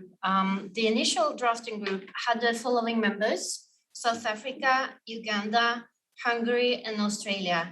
Brazil and Norway took up on the role as co-hosts. The first meeting took place on the 28th of July, and then we had only informal reflections. More committee members wanted to join us in our important discussions. So yesterday on the 29th July and today we had 3 more meetings, and more than 20 people from at least 8 different state parties have been attending the meeting and the discussions. We didn't discuss substance. We rather tried to focus on how to continue our reflections in the future. Mr. President, the discussions proved to be very complicated, and that's why we are back in this plenary session with 2 conflicting views, and maybe also texts which are based on the following. We agreed on the following. We agreed that there is a need for broader discussions and that we need more voices to be heard. We also agree that we need a group that should be established in order to continue these discussions. However, we did not agree on the design of the process as to whether this is a task that should be dealt with under the umbrella of the committee or the General Assembly. I'm sorry, can you just wait for a moment? The legal advisor wanted to have the floor. Is it okay? Just wait for a moment. I give the floor back to you, okay? Yeah, I give the floor to legal advisor. You have the floor. Thank you, Mr. Chairperson. No, I was just wondering, I see that there's been a point of order from Hungary. And it could be, and I would like a bit more clarification on the process that has been followed regarding the adjournment of the debate, and clarification also on what the legal, what advice I provided. And I'm very sorry to come back on this issue, Chair. I do hope that you will forgive me on this issue. The request, there was a request for the adjournment of the debate, but I'm not clear on the fact, on the question as to whether a decision was actually taken on the adjournment of the debate.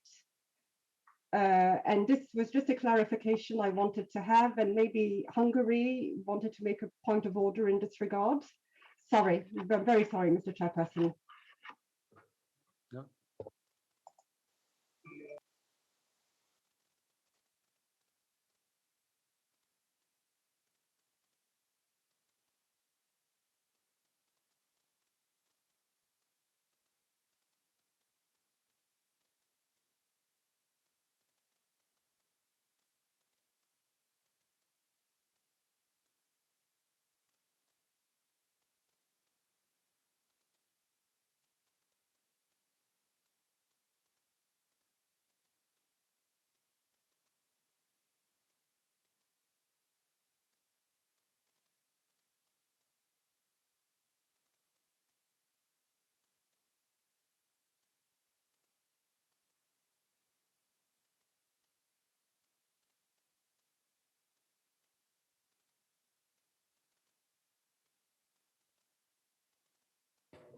Now the decision has already been made, so we go on. Now the chairperson of the group, I'm sorry, please go on. Yeah.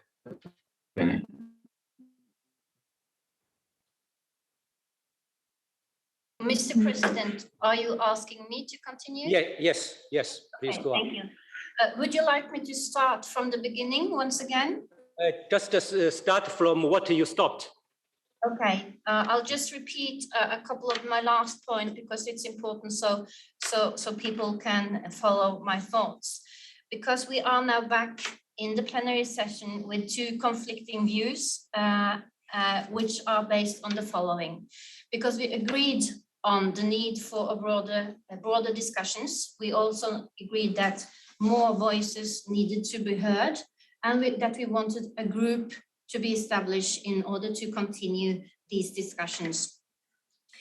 We did not agree on, however, the design of the process as to whether this is a task that should be dealt under the umbrella of the committee or the World Heritage Committee, under the committee or the General Assembly.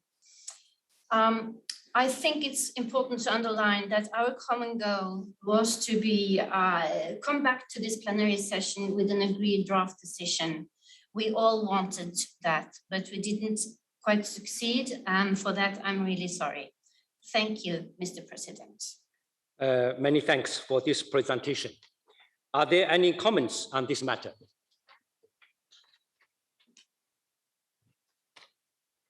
Bosnia-Herzegovina, you have the floor.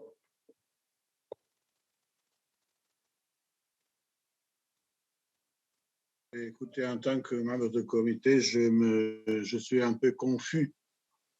C'est la situation que j'arrive pas à comprendre. Je comprends pas ce qui se passe en ce moment. Et j'aimerais bien qu'on discute ce sujet à fond afin de ne pas nous éloigner brutalement de quelque chose où il y a une divergence d'opinion, nous ne sommes pas tous de la même avis sur ce que la Hongrie avait proposé et que nous avons soutenu. Mais nous avions ce matin un vote, nous avions ce matin une situation qui était résolue par vote d'un autre sujet qui était aussi délicat. Et je ne comprends pas ce qui se passe en ce moment. Je vous remercie. Australia, please. Thank you, Chair, for the opportunity to speak. Chair, I just appreciate that we're moving on, but I just had a question because based on the legal advice that was just provided, I was confused about the previous item where the legal advisor said there needed to be one person for and one against the adjournment. Chair, I clearly spoke against the adjournment and for the proposal of Hungary, and indeed questioned that. So Chair, I'd like to ask a point of order under Rule 28. It seems that I'm not clear, as others aren't, that a decision was taken on the previous point. And Chair, I think that in the interests of ensuring that this committee doesn't move forward in a way that would be unnecessarily against its spirit of constructive and collaborative work, I would again, Chair, like to request and make it very clear that Australia does not support the for adjournment. And in fact, we had supported already Hungary's view. Thank you. Thank you. Hungary, please. Thank you, Chairperson. In order not to repeat everything that has been just said, I would just like to second what Australia has said previously. Thank you.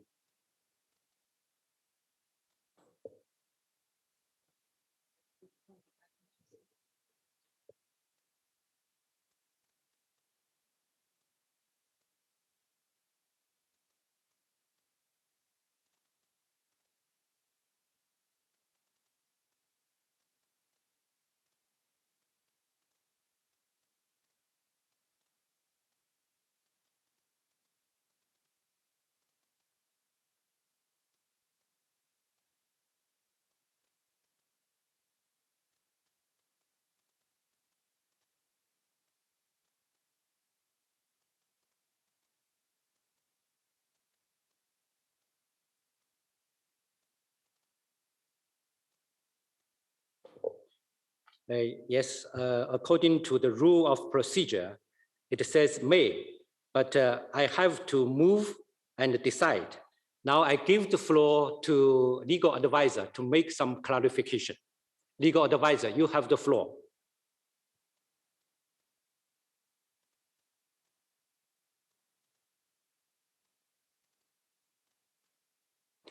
Legal advisor microphone, maybe some problem.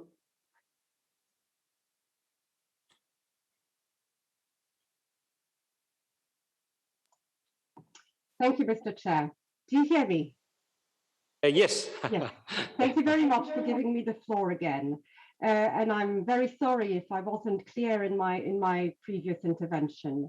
There are two issues here. The question of how a motion is seconded. As previously explained, an adjournment of the debate does not need to be seconded. And the closure of the debate does not need to be seconded either. There is an order of procedural motions, and as I explained before, Rule 33 foresees that first, if there are 4 requests, suspension of the meeting, then adjournment of the meeting, then adjournment of the debate, then the closure of the debate.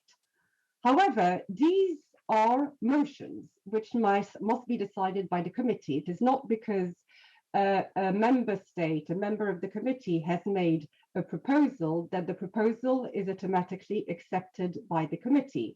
In fact, Rule 30 clearly states that during the discussion of any matter, any state member of the committee may move the suspension or adjournment of the meeting.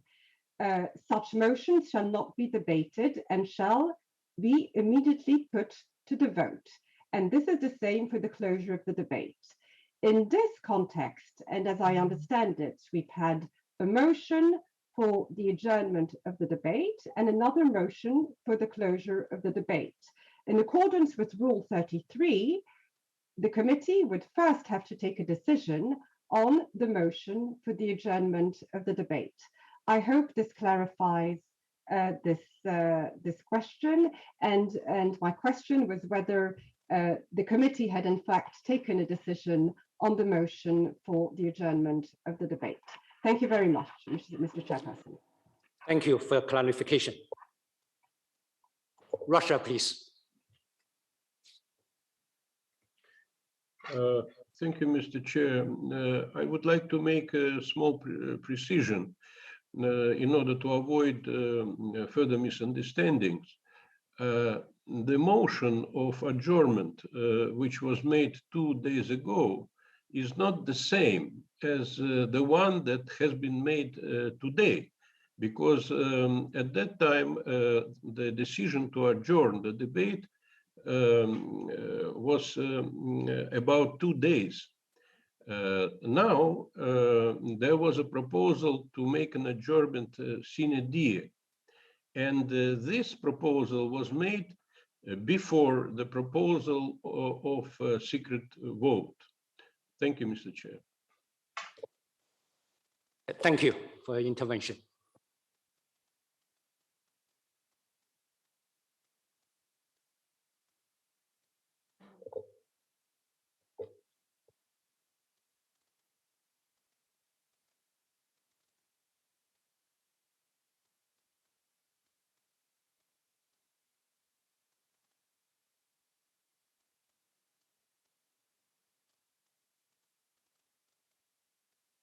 The legal advisor made it very clear. The ambassador for Russia also made it clear. And we have made a decision. I think we'll move on. Okay. Concerning item 8, after the chairperson of the group made a presentation, any more comments?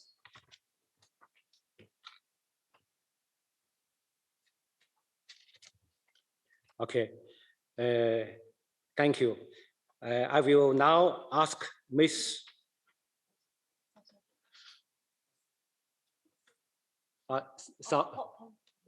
South Africa. No, he has a point of order. Hungary has a point of order. Hungary? Yeah, you have a point of order. Okay, you have the floor.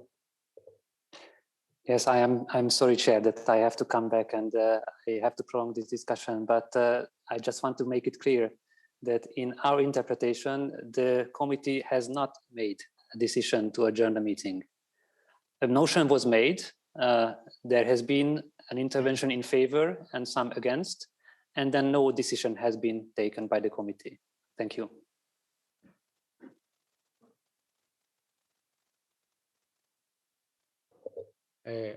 South Africa, you have the floor.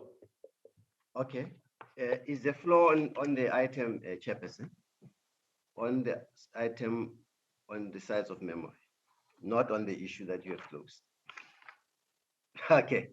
Thank you, Chair, for giving us the floor on this important matter to our region, Africa, and I believe to all state parties. We would like to thank the facilitators of the informal consultations for their efforts, as well as all the delegations which participated in the informals. We regret, Chairperson, that the informal consultations did not reach any consensus. Our strong view is that the draft decision on the size of memory should be simple, short, and precise, and should avoid paragraphs which may create an impression of a predetermined outcome. Thus, Chairperson, our amendment to the draft decision on this matter address the following.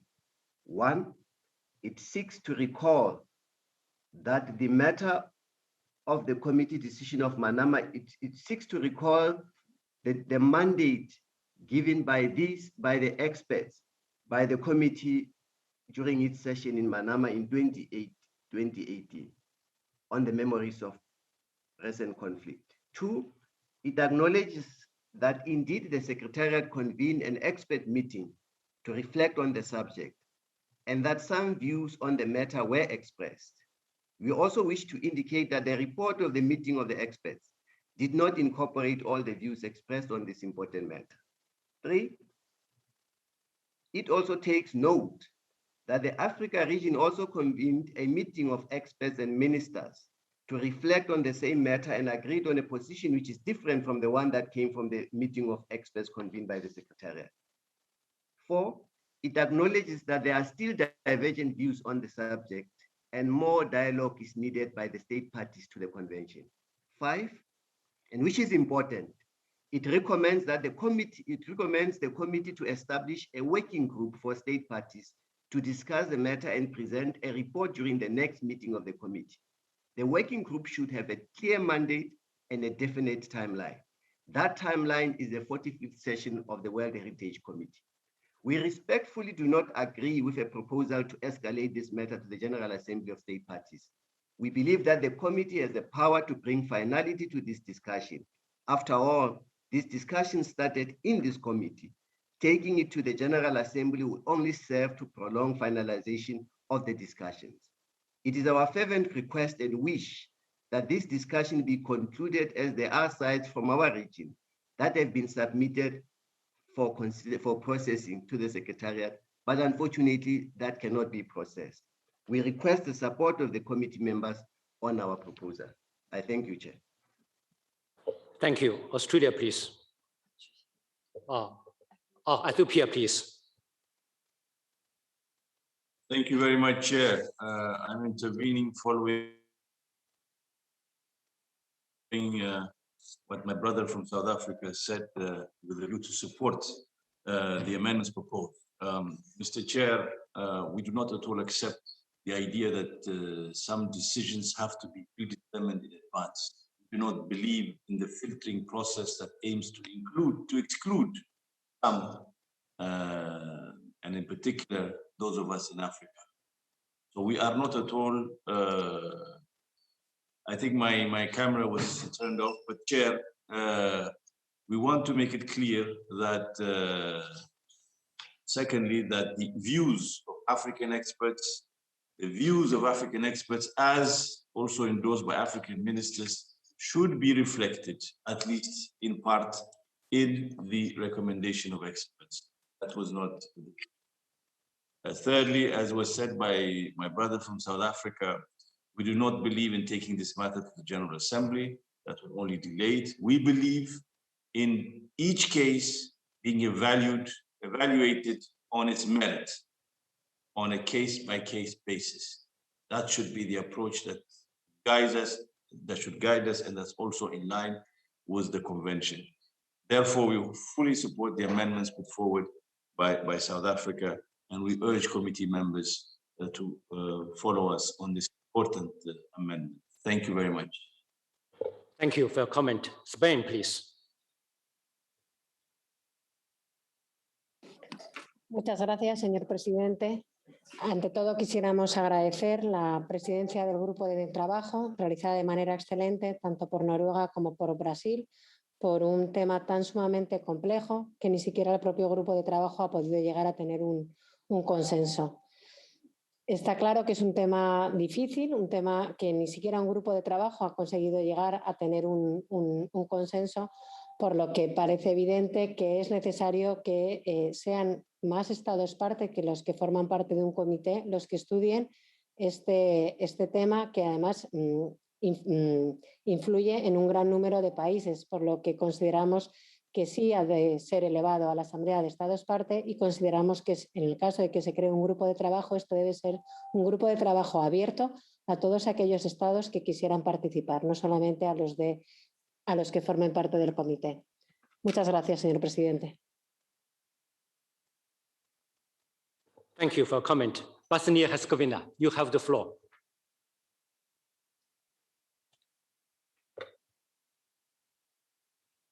Merci, Monsieur le Président.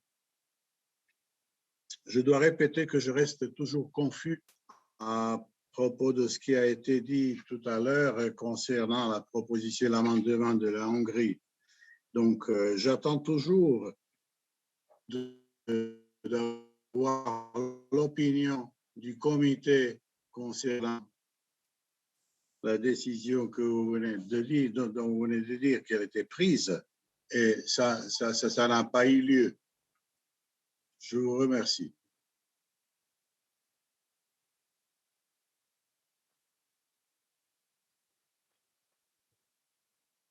The sound is clearly. Uganda, please.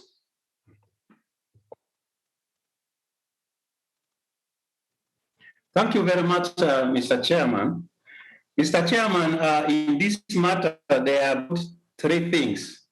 The one and the most important thing is the issue of the need to have the matter discussed.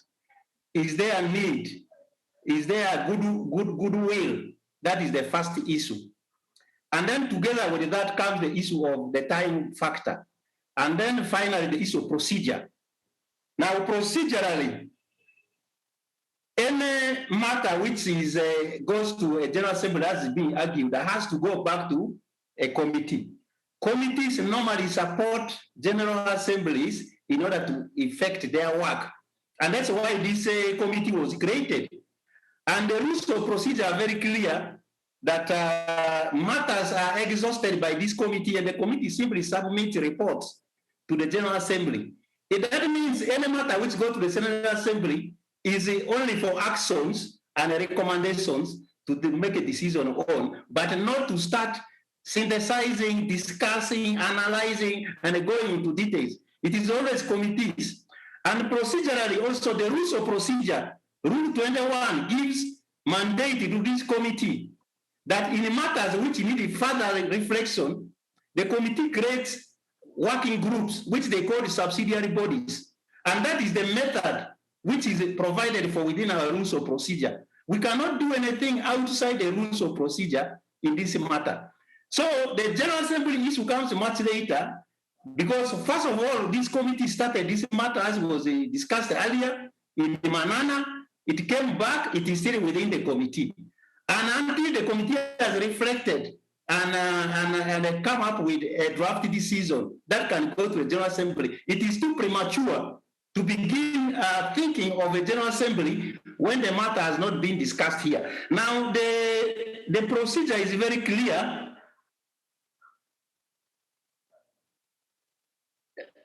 Okay, the procedure is very clear. Yes, sorry. The procedure is very clear that matters of a subsidiary body or a working group which has been properly articulated as open-ended working group is all inclusive, because whatever is there will still come and the committee will finally. Now we are in the 44th session. We have the opportunity of the 45th section, and our recommendation is saying, our amendment is saying that this committee will bring a report to the open-ended group, will bring a report to this committee in the 45th session. And by that time, they will have reflected widely on the matter. They would have also looked at the rules of procedure and operational guidelines. And then when it comes to the 45th session, this 45th session then will now be able to make a report to the General Assembly, which is 2 years to come. So in other words, if there is no goodwill to discuss this thing, it is like locking it up to wait for 2 weeks. I mean, to wait for 2 years until the General Assembly is convened in 2023. That means the discussion will have lost its strength and the discussion will no longer be useful. The other matter is, which you should consider, procedurally, the first draft amendment which came to the floor was which came and was discussed. The only amendment which was submitted to the Secretariat was from Brazil. No other amendment was brought forward. We are surprised to see later on a well-authored amendment which was a parallel to what this committee received on the first meeting. It was completely parallel, and paragraph by paragraph, it tried to downplay whatever was presented to this honorable committee, which you chaired.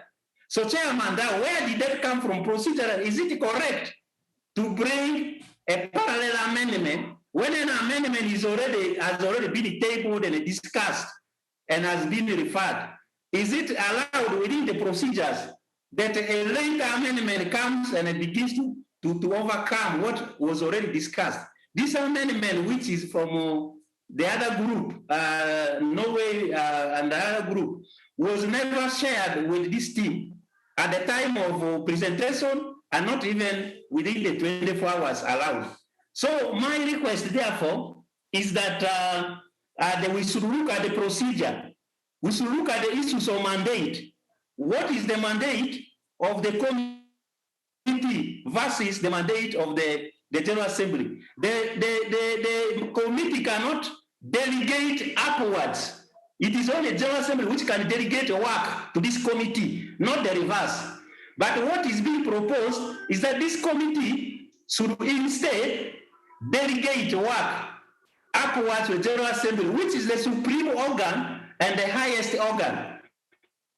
Is that of delegation? I think whatever people are trying to say here, even if this matter is decided that it should wait for the General Assembly, it will stay for 2 years without discussion, without reflection. It will have been closed and locked away. When it comes to 2023, the General Assembly is likely to again refer it back to this same committee, because the committee will not have resolved. To respect the time limit. So let me conclude. Let me conclude by appealing to the members here that we must not act outside our rules of procedure. We need our legal advisors to advise us procedurally in the way that this committee handles its work. Is the open-ended committee being recommended, which is within Rule 21, outside the procedure? Is the demand to take this matter to General Assembly within the procedure? Chair, that is what we are trying to appeal to you, that we consider the mandate and act on it in a very good, with good conscience. Thank you very much. Thank you for your comment. Brazil, please. Thank you, Mr. Chairman. Discussing this issue now, which is important, and I have heard very carefully to all the debates that has been going on. First of all, I want to thank Norway that has worked with us in the presidency of this working group, and I want to thank all the countries that participate, delegations that participate with contributions to the discussion, which exactly is a great importance. We have said since the very beginning, and this has been said in the group by many delegations from different quarters, that the importance of this issue requires that we had a thorough reflection on it. We decided, and we have come up to now with a couple of elements that are, let's say, with which we are convergent. The first one is that we have to discuss this issue further, and that member states have to have a voice in this discussion, and we have to intervene in this discussion in a more concrete and more structured way.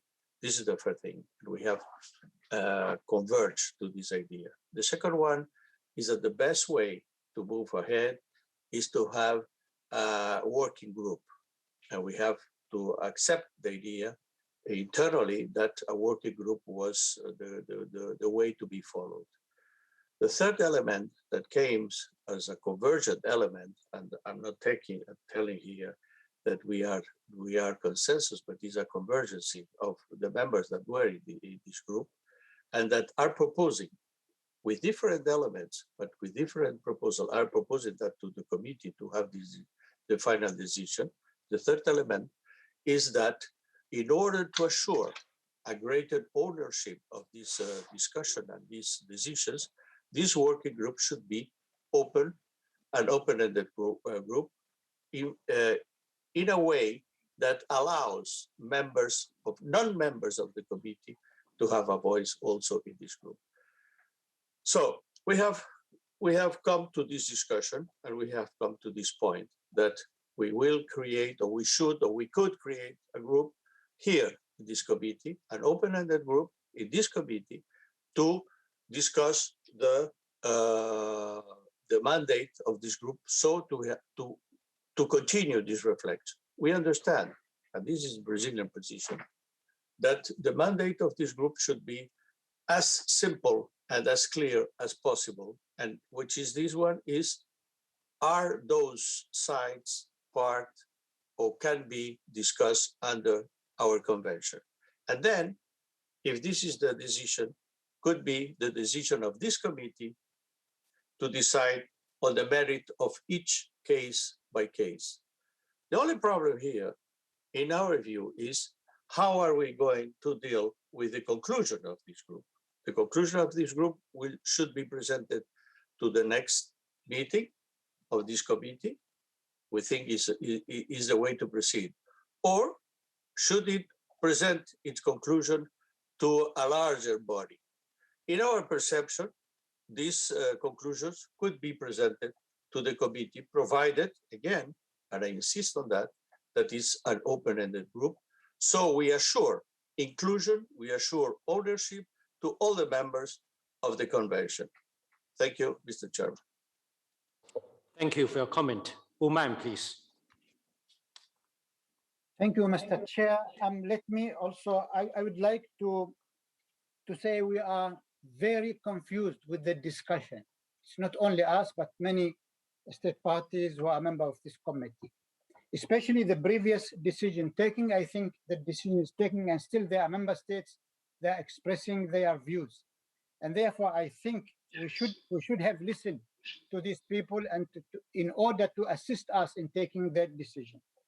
As regards the current point here, I would like to support what has been just said by, colleagues or member states of South Africa, Ethiopia, and now the Brazilian ambassador has clarified this. And therefore, I think we should go to create a group in order to discuss and reach at least a consensus in order to be submitted to the next committee meeting. I thank you. Thank you for your comment. Now, Norway, please. Thank you, Mr. Chair. I just try to clarify with some more practical information, maybe, because the conclusions to this morning's meeting was, as you've said, that we didn't agree. And then we agreed within the group that we would come back to this plenary meeting with two draft decisions, two clean draft decisions. I heard the distinguished ambassador from South Africa explaining their draft decision. And I would just like to bring to your attention, Mr. President, that from the Norwegian, Australian, Hungarian and Spanish delegations, you have received, all states parties have received the amendment about an hour ago from the rapporteur. So we actually have submitted a clean draft decision, which is also subject for discussion. Thank you, Mr. President. Thank you for your comment. Egypt, please.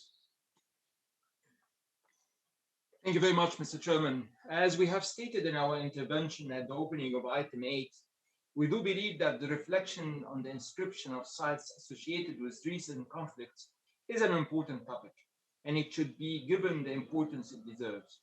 In line with the Convention articles on the function of this committee, the matter should be dealt with within the committee in a more concrete and structural way. For this reason, we align ourselves with the amendments presented by South Africa and Uganda. I also support the proposal to establish an open-ended working group according to Rule 20 of the Rules of Procedure of the Committee. Thank you very much, Mr. Chairman. Thank you. Thailand, please. Thank you, Mr. Chairman. I listened very closely to the discussions. Obviously, it's a very difficult, but it's a very important issue. I think we should try to find common grounds. First, I think we agree that the issues need to be discussed further. We need to continue the discussion. Second, we do agree with the establishment of a working group, which should be open-ended and inclusive. Third, we believe that the working group should try to arrive at a conclusion for presentation to the World Heritage Committee. Thank you. Thank you. China, please. 谢谢主席。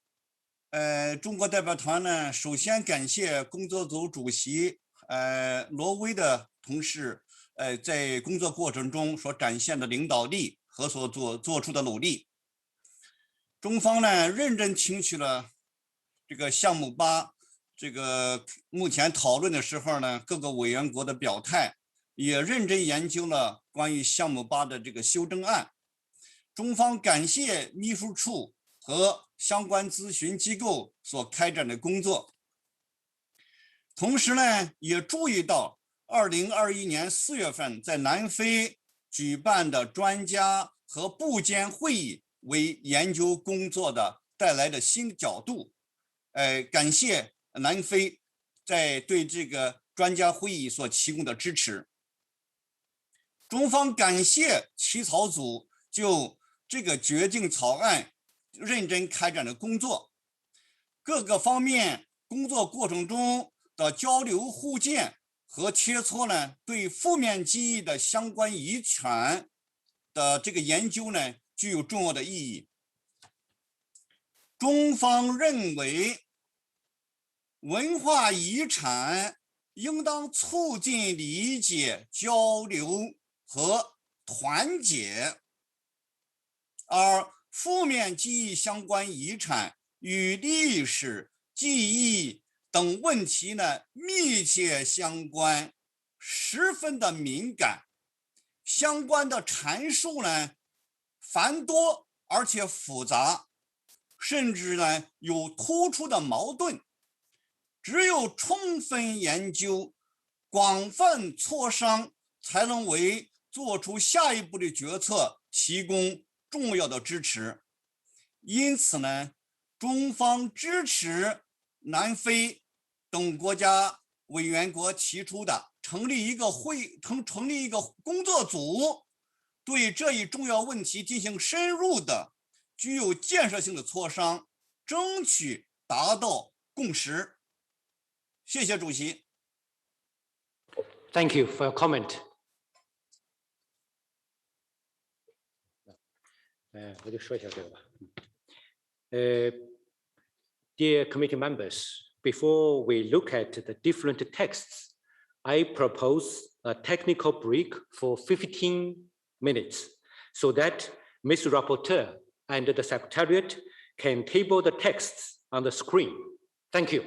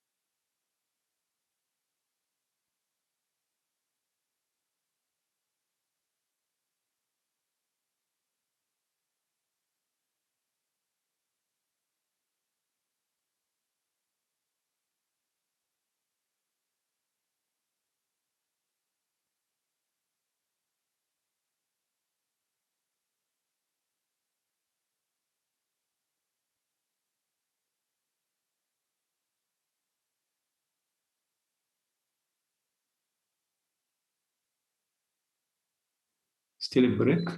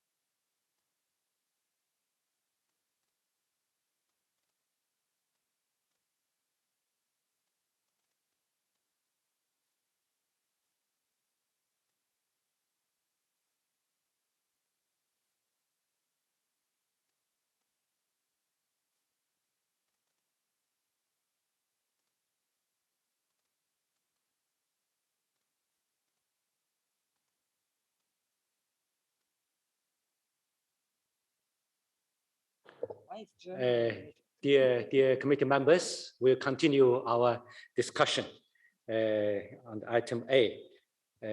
So, any other comments? Bosnia-Herzegovina, you have the floor.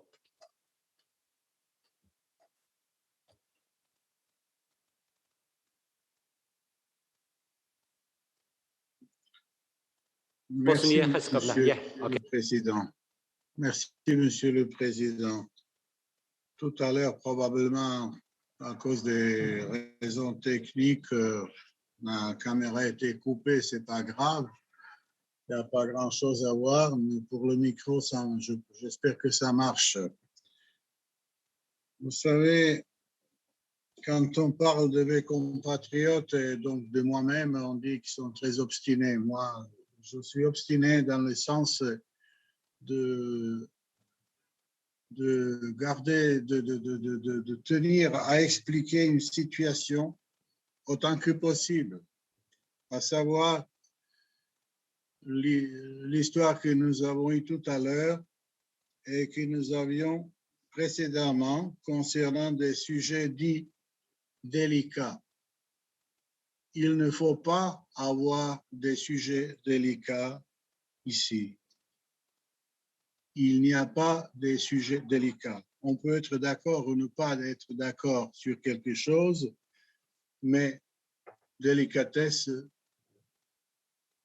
c'est pas... Vous savez, et puis, autre chose, dans l'esprit des Jeux olympiques qui sont en train de se dérouler en ce moment, là, on mesure le temps qui vient plus vite, qui est plus rapide et il gagne. Ici, on échange des arguments. On confronte parfois des arguments. Donc, deux choses. La première, il n'y a pas de sujets délicats. Et puis, il nous faut toujours une discussion du comité avant une décision prise par le président, s'il vous plaît. Pour ne pas vous citer, je pense que le conseiller juridique, je ne peux pas prendre sa place, mais il connaît mieux ça. Il y a des articles 28.2, il y a toute une série de dispositifs afin que cette discussion que nous sommes en train de faire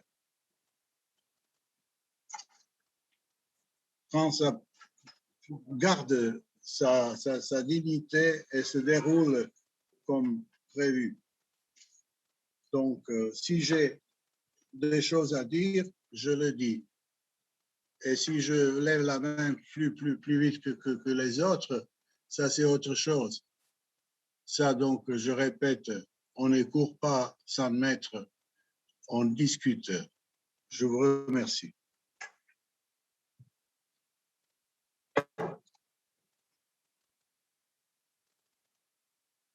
Okay, thank you for your comment. Now, Norway, please.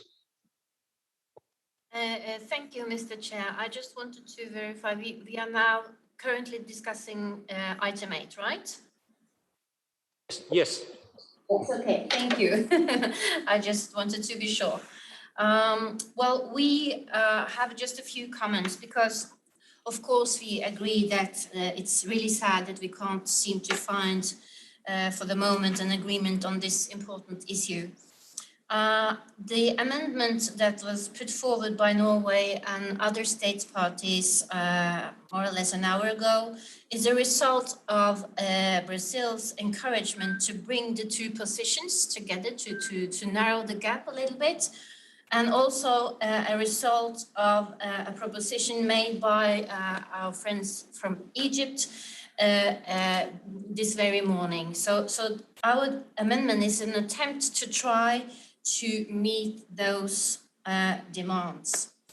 That being said, we do agree, of course, with our African friends that goodwill is important. It's in fact crucial. And that's why we have listened to them and we have done our best to find the best platform on which we can have broadened the discussions. And that's why we have proposed the General Assembly, because this will enable us to include all state parties to the World Heritage Convention in the discussions, and it will not exclude anyone. So to go back to our draft amendment, Mr. Chair, I would like to ask the Secretariat if it would be possible to put our draft amendment on the screen so that could be part of the discussion, please. Thank you. Thank you for your comment. Any other comment? South Africa, please. Yeah. Thank you, Chairperson. I really welcome the very positive interventions by many speakers and delegations. I'm not going to speak for Brazil and Egypt on what their position has, but I listened quite clearly what they articulated, and it was 100% aligned to what the African position is. So I'm not sure what is the status of whether the draft amendment that Norway is proposing to put is also their amendment. But on a procedural point, Chairperson, for the record, we agree that the informal working group deadlocked, which means we are where we were when the discussion started. And so there's no document that should purport to come from that process. What we officially have, and we like clarification, is a draft amendment by Uganda as well as Brazil. That's what I know, and that's what I propose should be the basis of the discussion. If there are inputs or amendments that people seek to do, it should be on the basis of what was submitted at the time when this discussion started. Regarding the informal consultation, to us, they deadlocked. Nothing came from that, and we are where we were when we started. Thank you. Thank you for your comment. Egypt, please. Thank you, Chair, and I'm really astonished from what I heard from my colleague from Norway. By diplomatic courtesy, I would kindly ask her in the future, whenever she's going to mention Egypt, just to be sure that we are in line and at least know before mentioning it from the plenary. Mr. Chair, I just want to, because that my country's delegation had been mentioned, maybe to clarify things. First, our position has been expressed a few minutes ago. We are totally aligned to the African position. Second, yes, we participated in many meetings, including the meeting today, in which we were suggesting things exactly as others have been suggesting. And thirdly, I would kindly again ask if whenever we reach, if there was a decision taken by including or accepting any of the ideas that were presented by us, these ideas, Mr. Chair, I think by diplomatic courtesy should be also seen as a package within a whole. So I am really astonished from hearing that there was an intervention saying that we are aligned to any of the DRs presented other than the African ones. Thank you, Chair. Thank you. Oman, please. Thank you, Mr. Chair, and I would like to thank all the interveners before me. Again, we want to reiterate that we need to discuss now. It's a large majority of member states at this committee would like to discuss the draft decision submitted by Spain and South Africa and others. Thank you very much. Thank you. Spain, please.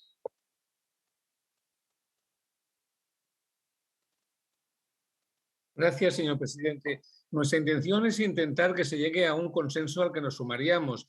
La evidencia de que el tema que estamos tratando es delicado está quedando clara con las distintas posiciones que al principio parecen irreconciliables y que a mí no me parecen tan lejanas.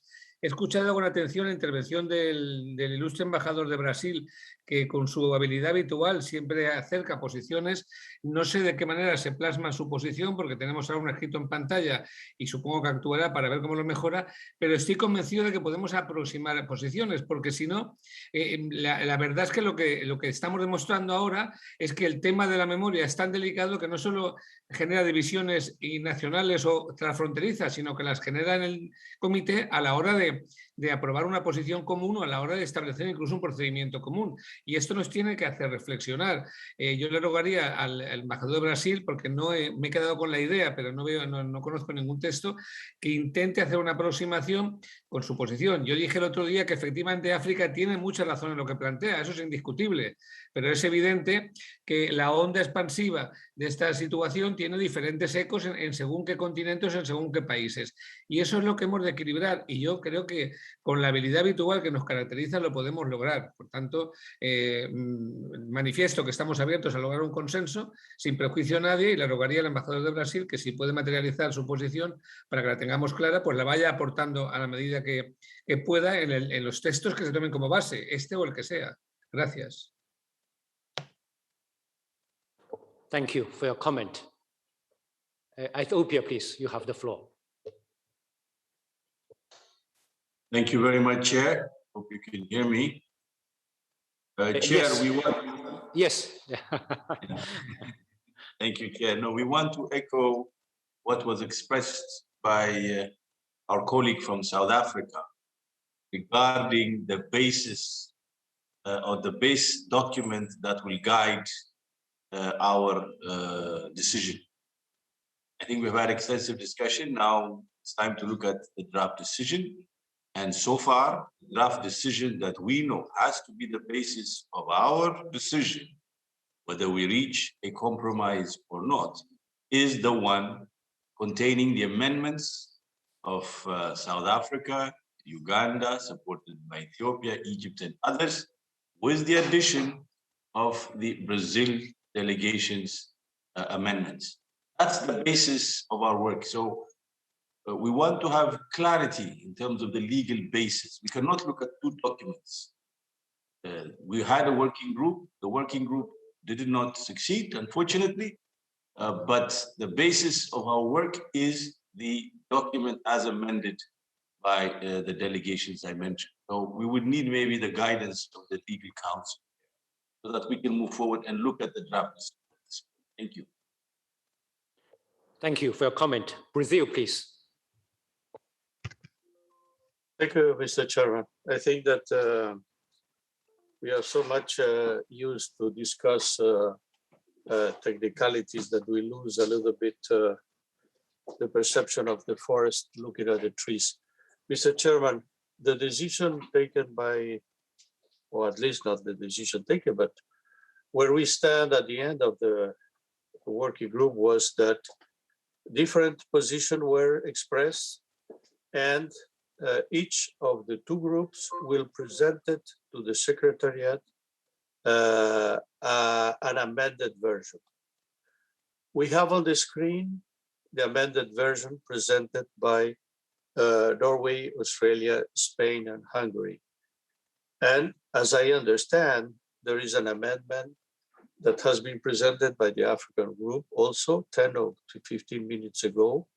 I will ask you, Mr. President, please, if the rapporteur can enlighten us if the text that we have in front of our screen is by any chance the merge of the two proposals that have arrived to the Secretariat. Thank you, Mr. Chairman.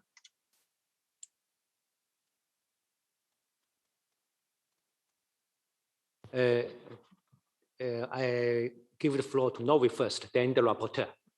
Norway, please. Thank you, Mr. Chair, for giving Norway the floor again. I would like to reiterate that the basis for entering this drafting group was actually the presence of two amendments from the very outset. There was an amendment proposed from Brazil and more, and there was an amendment proposed by Norway and more. So we have two documents from the very outset. So I wish to make that very clear, that we're not only discussing on the basis of one document that was there from the very beginning. And then also I would like to reiterate what was presented by the chair previously, that when we left each other this morning, we were encouraged explicitly to try to work our respective amendments in and to bridge the gap. And I think the chair was fairly clear and consistent in in providing argumentation for that being the case for the amendment proposed by Norway and others a couple of hours ago. Thank you, Mr. Chair. Thank you. South Africa, please, you have the floor. Chair, it may as well be that we will emerge and are hopeful that we will emerge with an agreement, a consensus. But given the experience we have had, it's important that we must first deal with the facts. What are the facts? The facts are the Secretariat presented a draft decision. The Africa Group, Uganda, submitted a draft amendment, and then followed by Brazil. In fact, the Brazil and the Uganda amendments are almost alike. Then subsequently, Norway and others submitted theirs. This one, which purports to come from an informal consultation, Chair, cannot represent the outcome of informal consultation, because the report we received was that consultation deadlocked.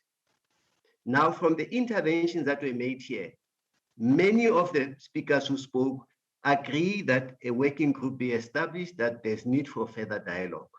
We need a text to take that discussion forward. And the question is, which text are we using? We propose that you put the original text, which is the first one that we've submitted, and Brazil as well, because those were the first ones which were submitted. I think if we do that, and if other colleagues wish to put theirs, they can put theirs. But I think let's start from the beginning, because already you have put here, they have put here on the screen a text that came far later. It wasn't there when the debate started.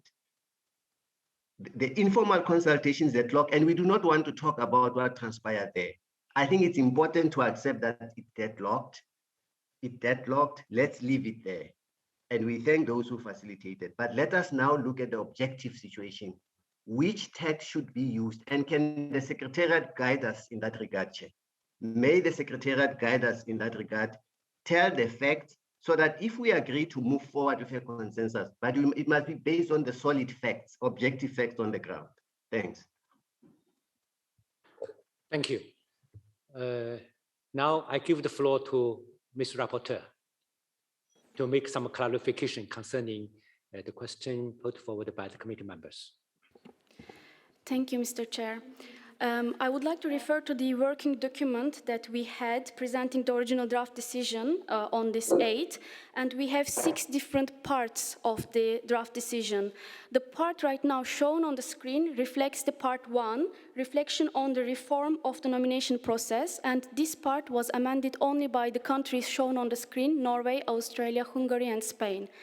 The discussion concerning the reflection on sites associated with memories of recent conflicts and other negative and divisive memories, is part 2, and we received amendments from Australia, Spain, Hungary, and Norway, as well as Uganda on behalf of African Group, but it was officially submitted by the delegation of Uganda, and as per the support raised on the screen, we will be adding the names on the draft decision as well. And we try to integrate both of these so that it will be easy to work with, and I will try to present it as clear as possible to make our work easy. I hope this clarifies the questions about which amendment is shown on the screen. So what is shown on the screen is 2 amendments that we received today. Thank you. Thank you. Brazil, please, you have the floor. Thank you, Mr. Chairman. Thank you, the rapporteur. It's a little bit what I imagined. I have both documents in front of me, and curiously enough, for all of us, the 7th first paragraph are exactly alike. We will have some difficulties, or not difficulties, but we have to discuss about the definitions that are included in other paragraphs. So the rapporteur has made a work of putting together the African proposal that has arrived 15 or 20 minutes ago, and the other proposal that has been presented by Norway, Australia, Spain, and Hungary. So therefore, Mr. President, if members here are in agreement, we can go paragraph by paragraph and look at it and maybe we can get to an agreement by the end of the day. Thank you, Mr. President. Thank you. Norway, please. Thank you, Mr. President. I'm happy that we are starting to discuss the draft. I will only take the floor to apologize to our distinguished delegate from Egypt. What I meant to say was that our amendment is inspired by a suggestion made by our colleague during the morning meeting. He doesn't represent, nor is he responsible for the amendment. So my apologies. Thank you, Chair. Thank you for your comment.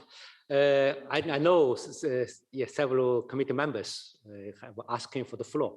I wanted to know whether you agree to the proposal by our colleague of Brazil.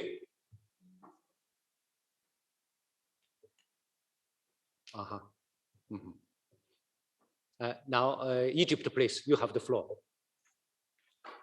Thank you, Chair, and I would like to thank my colleague from Norway for this clarification, and it's very good to feel that I might be of any inspiration. But I would like again to thank her for all the work. Chair, I just wanted to state again the position that was expressed by Ethiopia, by South Africa, and by Uganda about the text, and I would like also maybe to remind everyone here that the first decision that was submitted, if we go on the website of the World Heritage Committee on item 8, it was submitted on the 23rd of July, and it was submitted by the African Group. So I do not see why we are discussing some other things. Thank you. Thank you. Nigeria, please, you have the floor. Thank you, Mr. Chair. Thank you very much. This issue has taken really long and it's taken different dimensions. And I think if Mr. Chair can articulate and direct Secretariat to follow the procedure, because there is the working group could not come up with a consensus. So I think the draft amendment submitted by Uganda stands, and that should be the basis for us to discuss, to go through the documents. If there are other, proposals or any, insertions, then the other committee members can come, can make an input. So let us have one document that we can now look at, and then will be the basis for which we are going to make any amendments. So the Ugandan submission, we are supporting it, please, Mr. Chair. Thank you very much. Thank you. Now, Ethiopia, please, you have the floor.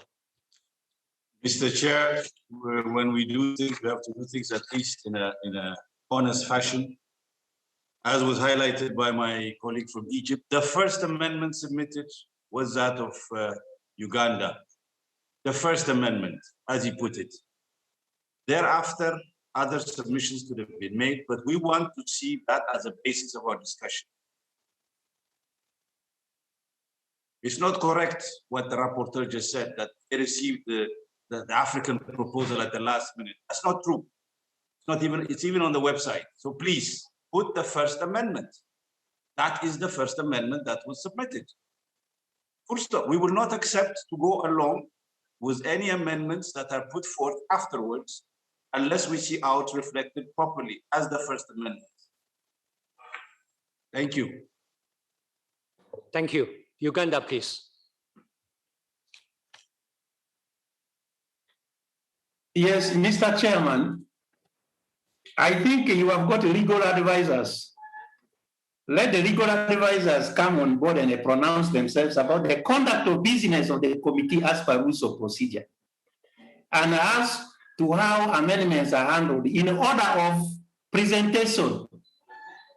I will want that integration. And if we are trying to act outside our rules of procedure, if we are acting against our rules of procedure, let it be known that this committee has decided today to overthrow its own rules of procedure.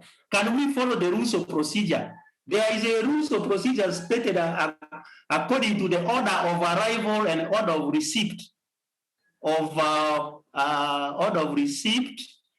amendments on the floor. That is very clear. Chair, I pray that you call on your legal people to get. Otherwise, the way things are going, it's not the right way, and it's against the rules of procedure. We cannot bring an amendment which came much later. It was not even tabled on the floor on 23rd. It was never there. Now, where is it coming from? And you want it to be the basis of discussion. Is that what our rules of procedure order? Point of order in terms of the rules of procedure. Okay. Thank you. Norway, please. You have the floor. Yes, thank you, Mr. Chair. I think I need to repeat that the initial two amendments, which are the item of discussion per now, were both submitted in the context of the opening of item 8. So they are both as valid. And it is the fashion that we always discuss all amendments, not just the first coming in. So I struggle with seeing the argument that we are indeed breaking the operational guidelines on this matter. We discuss all amendments, and both amendments were initially submitted for the opening of item 8. So I want that to be absolutely clear. There are no amendments which have been thrown up just before this. And then there was an unsuccessful, unfortunately, deliberation over 4 meetings to try to bridge the gap between these two. And the two amendments that were proposed immediately before this discussion now came as a result of the brilliant proposal from the Brazilian co-chair to try to refine the current amendments by the two sides and bring them forward in a refined form in an attempt to bridge the gap. And that was followed in our proposal. But let it be absolutely clear that there were two amendments proposed for the opening of item 8 from the very beginning. But please, if we need to ask a legal advisor about this, we should do so. Thank you, Chair. Okay. South Africa, please. I think colleagues have said, Chairperson, that the Secretariat should guide us in terms of the practice of how the committee has conducted its business. And I want to put it clear, Chairperson, that we are prepared to, we are flexible, we are prepared to, and we want to seek consensus on this matter. But it must be based on the basis of fairness. Norway co-chaired the informal consultations, which collapsed. One, Norway submitted a counter amendment to ours. They have got vested interest in this matter. And now we are expected to use a draft document by Norway, which has vested interest in this matter. And we must now start defending our position against Norway. They are the player and the referee. The playing field is not level. It's unfair, Chairperson. What is the practice? Can the Secretariat guide us as been proposed by Uganda? Thanks. Thank you. Thank you for your comment. Uman, please. Thank you, Mr. Chair. I think in addition to what has been said about the common practice, you would also need, we are taking a long time to discuss this, and then you need to see to the majority, what the majority wants. I think the majority now is calling to discuss the first amended draft decision. And we need to look at all these issues instead of discussing something that is not in agreement. Thank you. Okay, thank you for your comment. Now I ask the Secretariat I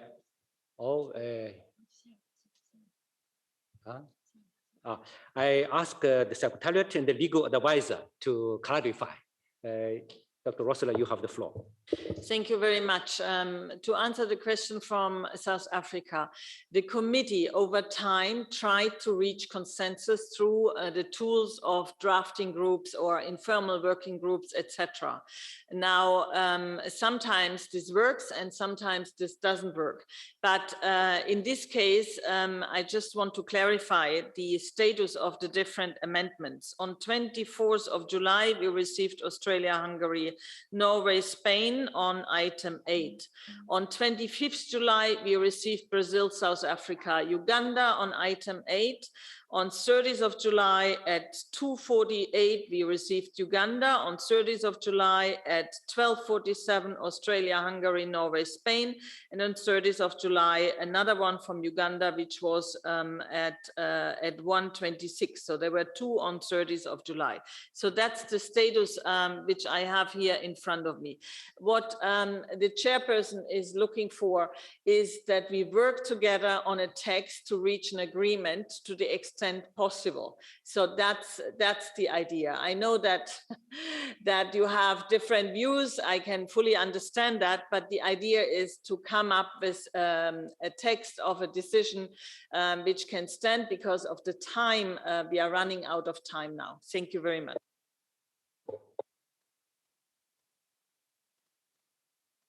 The legal advisor, can you have the floor? Thank you very much, Mr. Chairperson, for giving me the floor. I understand that there are several draft DRs on the table. Clarifications were requested as to what procedure should be followed in accordance with the rules of procedure. There are 2 relevant rules in the rules of procedure which could apply in the present case. The first one is Rule 26. Entitled Voting on Proposals, and I'll read it out loud to clarify what it says. Rule 26 says, if 2 or more proposals relate to the same question, the committee shall, unless it decides otherwise, vote on the proposals in the order in which they have been submitted. So unless the committee decides otherwise, they will vote. The committee will vote on the proposals in the order in which they have been submitted. There's also another rule, which is a rule on amendments. It's Rule 25, and Rule 25.1 foresees that when an amendment to a proposal is moved, the amendment shall be voted on first. When 2 or more amendments to proposals are moved, the committee shall first vote on the amendment deemed by the chairperson to be furthest removed in substance from the original proposal. Therefore, the question that you may wish to ask yourselves is whether these DRs are considered to be proposals or are considered to be amendments to the original decision that was put forward by the Secretariat, taking into consideration also the fact that obviously in the draft decision put forward by the Secretariat, in the original decision point 6, it is blank. It is the sides with 3 dots. So in this case, it's for the committee to decide whether these are actually proposals, and if these are proposals, the committee could discuss the proposals in the order of their submission in accordance with Rule 26. It could also decide otherwise. If these are amendments, but then again, the question is amendments to what? Given that paragraph 6 of the original DR is blank, it would be the order. You would first start with the amendment which is furthest removed. Thank you, Mr. Chairperson. Thank you for the clarification. Uganda, you have the floor. So, Mr. Chairman, based on the legal advice, these were not proposals but amendments. And the first amendment, that means the Rule 25 applies, not 26, because these are not proposals but amendments. And the first amendment, which was moved, and the legal advisor didn't advise the word moved. Moved means tabled before the committee. And the first amendment, which was moved, namely tabled before the committee, was the amendment by Uganda, South Africa, and later Brazil improved it. Even during the plenary discussion, the members who took the floor kept referring, like the open-ended arrangement which Brazil added. Many people, if you get your recording, talked about it before the thing was referred back. So this was, therefore, the Rule 25 applies. These were amendments to the original draft decision. And so it was moved by Uganda. And that is the one which members have said that we should go with. What we are seeing before us on the screen was not moved. Chair, I rest my case and submit. Okay, thank you. Brazil, please, you have the floor. Thank you, Mr. Chairman. I think that the discussion has moved into very directions, and we are not getting out of this point of not decision being taken. I think this is an important issue. I have heard everybody saying that is an important issue. I have heard everybody or almost everybody saying that are prepared to negotiate this issue in order to reach a decision and to reach a point. For us, Mr. President, this is a very important issue.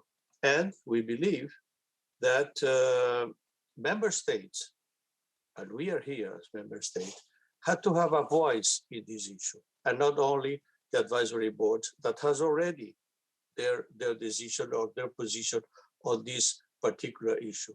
Therefore, Mr. President, I ask my colleagues, let's start negotiating the text. Put any text on the screen and let's go paragraph by paragraph and try to get to paragraph that we can agree.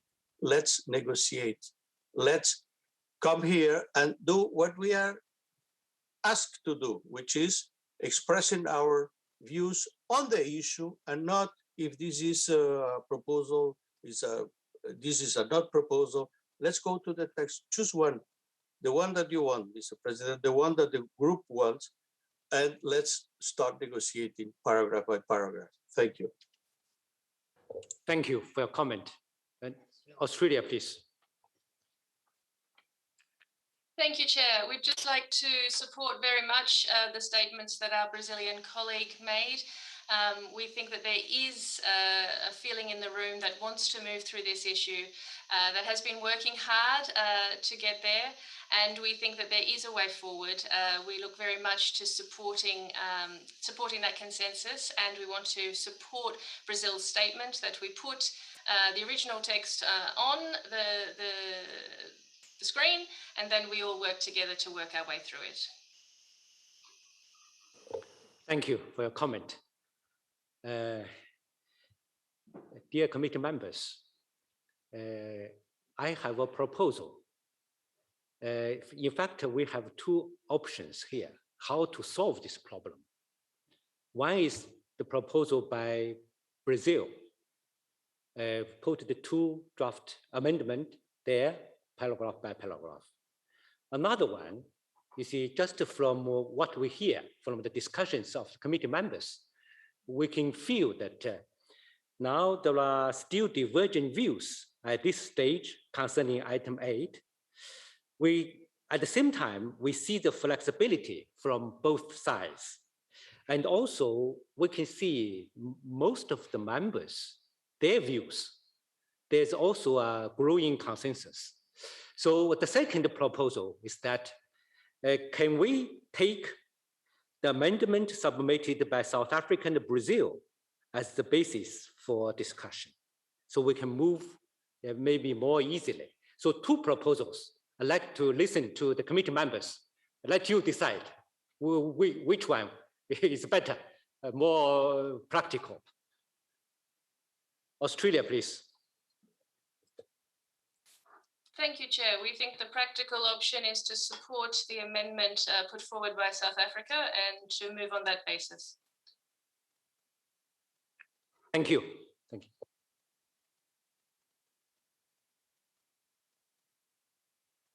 Norway, please. Could we kindly just ask for a clarification, Chair, and thank you for giving us the floor again. what was being Secretariat, was that actually an attempt to include, if we can move to the section that we're actually discussing on the sites, on the memory issues on the screen. Was it so that the Secretariat had tried to integrate both the proposals in the same screen? I think I saw that before, because then we could see both at the same time. That would be a suggestion. Thank you, Chair. Thank you. Ethiopia, please. No, we are for just looking at the amendments put forward by South Africa. Thank you very much. Thank you. Oman, please. Thank you, Mr. Chair. I think, again, I want to reiterate what we said before. The majority, now we see only one country supporting the second option, which is presented by Norway. It's Norway themselves. But all the majority, or if not all, in the decision that you submitted, it means that the one draft submitted by South Africa and others. Thank you. We need to start moving. Thank you. Dear colleagues, in order to be practical, to be efficient, can we, you see, just I mentioned the second proposal, there's two proposals. Can we go that we take the amendment submitted by South Africa and Brazil as a basis, then Norway, Australia, Spain, Hungary, you put your text into South Africa's proposal to have a merged text. Maybe this is a more efficient way. I don't know, Norway, Australia, Spain, Hungary, do you accept my proposal?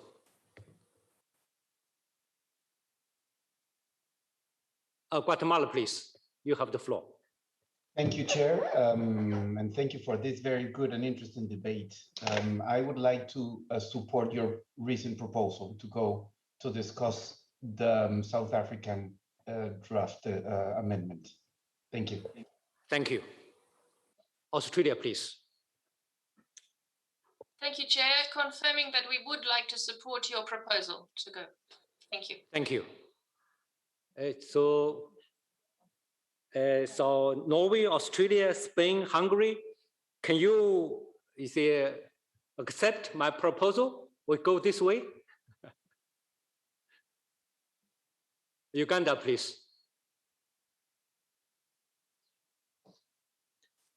Thank you very much, Mr. Chairman. Just to remind that the amendment being referred to should include Uganda as well.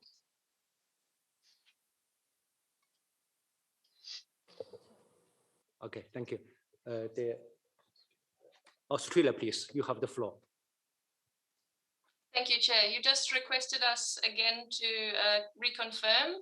I just want to reconfirm that Australia does support your proposal, Chair, to use the Uganda, Brazil, South Africa text on the screen for us to talk with. Thank you. Okay, thank you, thank you. So, Rapporteur, please.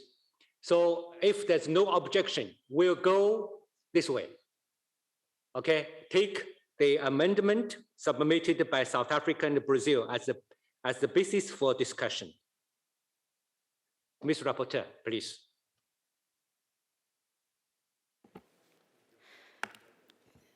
Thank you, Mr. Chair.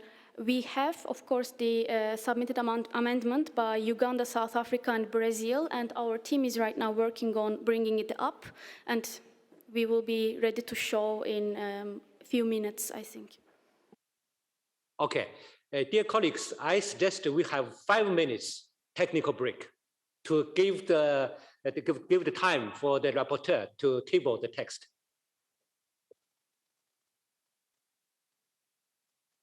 Mr. Chair, can I have the floor for 1 minute statement?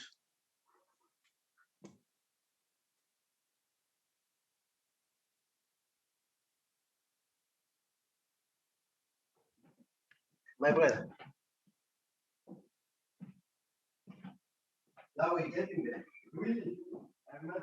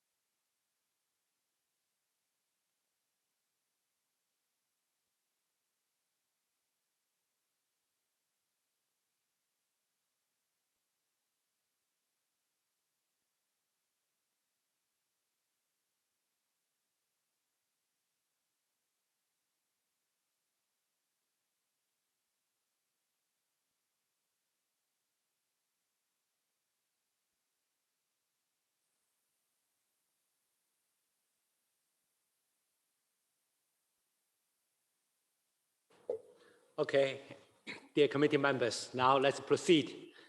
The rapporteur has prepared the text.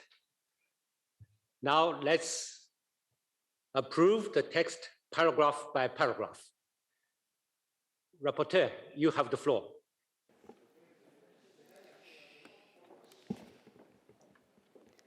Thank you, Mr. Chair. The text is shown on the screen, so I will go paragraph by paragraph. Paragraph 1, having examined document WHC/21/44.com/8. Approved. Go on. Paragraph 2, recalling decisions 35.9a, 40.11, 42.5a, 42.8, 42.8b.24, 43.8, and 43.12, adopted at its 35th in brackets UNESCO headquarters 2011, 40th in brackets Istanbul UNESCO headquarters 2016, 42nd in brackets Manama 2018, and 43rd in brackets Baku 2019 sessions respectively, as well as resolutions 18GA8 and 22GA9 adopted by the General Assembly at its 18th in brackets UNESCO 2011 and 22nd in brackets UNESCO 2019 sessions respectively. Approve? Okay, approved. Go on. Reflections on sites associated with memories of recent conflicts and other negative and divisive memories. Paragraph 3 expresses its appreciation for the work of experts from all regions that participated in the meeting in Paris, to the experts that have prepared the independent study, the advisory bodies, and the World Heritage Center for their work on the reflection on sites associated with recent conflicts. The rest of this paragraph is proposed for deletion. Agree? Okay, approved. Go on. Paragraph 4 takes note that some properties associated with memories of recent conflicts have been previously inscribed on the World Heritage List on an exceptional basis, and also takes note of the outcome of the detailed reflection process in which some experts considered that sites associated with recent conflicts do not relate to the purpose and scope of the World Heritage Convention and its operational guidelines. Agree? Okay, approved. Go ahead. New paragraph 5 takes note of the meeting of the African experts and the interministerial meeting hosted by South Africa, 6-9 April 2021, which reviewed the reports and recommendations of the experts meeting of the sites associated with recent conflicts and other negative and divisive memories, in brackets Paris 4-6 December 2019, the ICOMOS updated paper on sites associated with memories of recent conflicts and the World Heritage Convention, in brackets ICOMOS 2020, and the study on sites associated with recent conflicts and other negative and divisive memories, in brackets Beasley and Cameron 2020, concluded that sites associated with memories of recent conflicts do relate to the purpose and scope of the World Heritage Convention and its operational guidelines. Agree?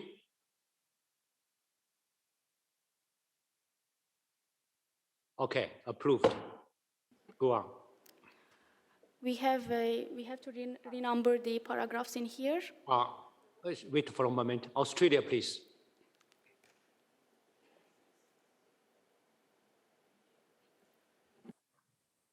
Thank you, Chair.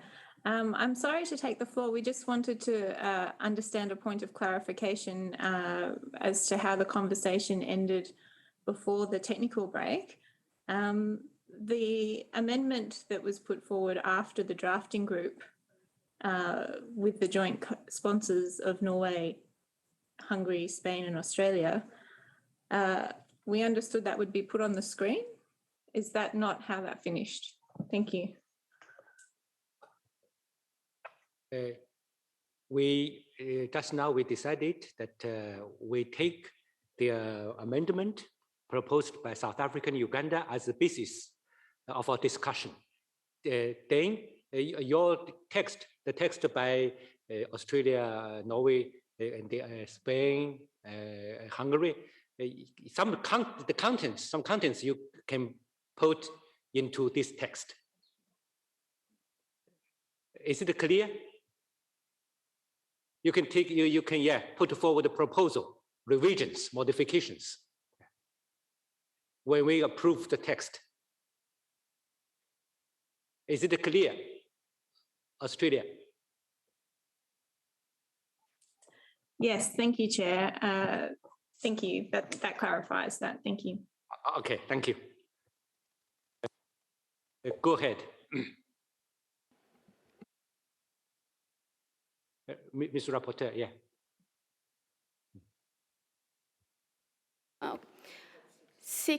Paragraph 6 further takes note of the experts' suggestion that sites associated with memories of recent conflict which may not demonstrate the outstanding universal value could be considered by other international fora. Agree? Okay, agreed. Go ahead.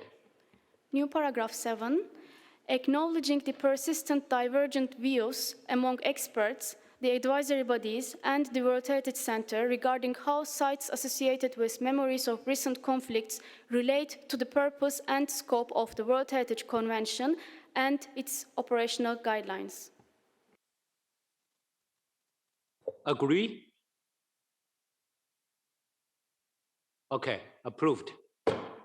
Oh, sorry, Norway, please.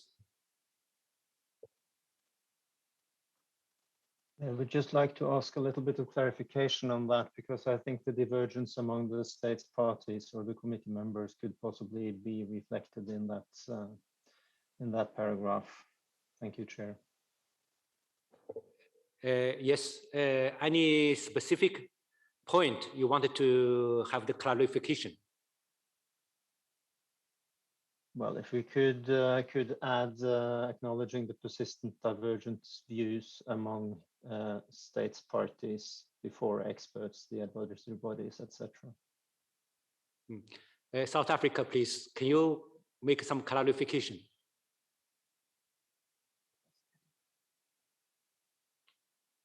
Yes, I mean, for us, it's we wanted an acknowledgement that there are divergent views amongst experts, because we wanted to confine this draft decision to the mandate that was given, which mandate was for the experts to be convened, and we said that divergent views. But if you wish to say among state parties, look, the jury will be out, we'll discuss this during the meeting. We have not tested it except what we have heard people say. And so we're not hard and fast on this one. Norway, it's okay for you?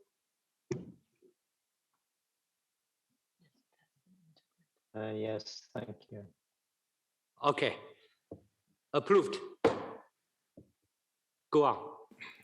New paragraph 8, considering that it pertains to the state parties by means of the statutory bodies of the convention to express themselves on the definition of possible eligibility criteria for certain typologies of sites, such as sites associated with memories of recent conflicts. Approve. Bahrain, please.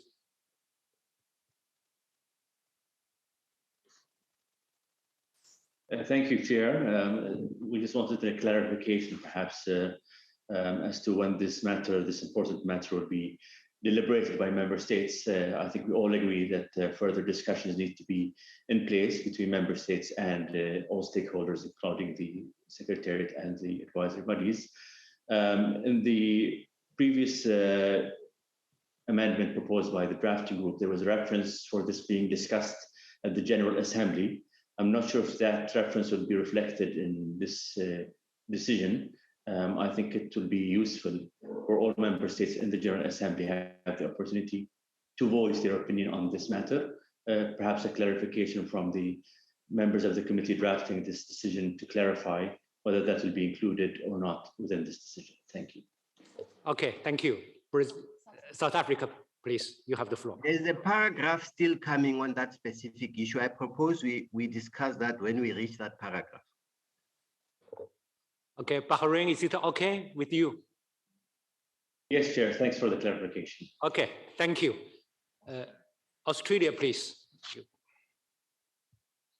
Thank you, Chair. If I may consider an amendment to paragraph 8 as we're discussing, and just include some words such as sites that may be considered. So after certain typologies of sites, such as sites that may be considered sites associated with memories of recent conflict. Okay, any objection to this revision? No objection, approved.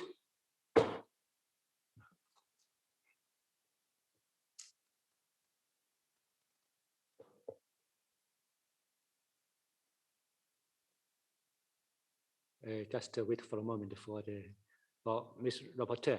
Now, go ahead. New paragraph 9 decides to establish an ad hoc open-ended working group of state parties to the convention in order to broaden the scope of the reflections on sites of memories of recent conflicts, accommodating other views not currently reflected in the existing report. Agree?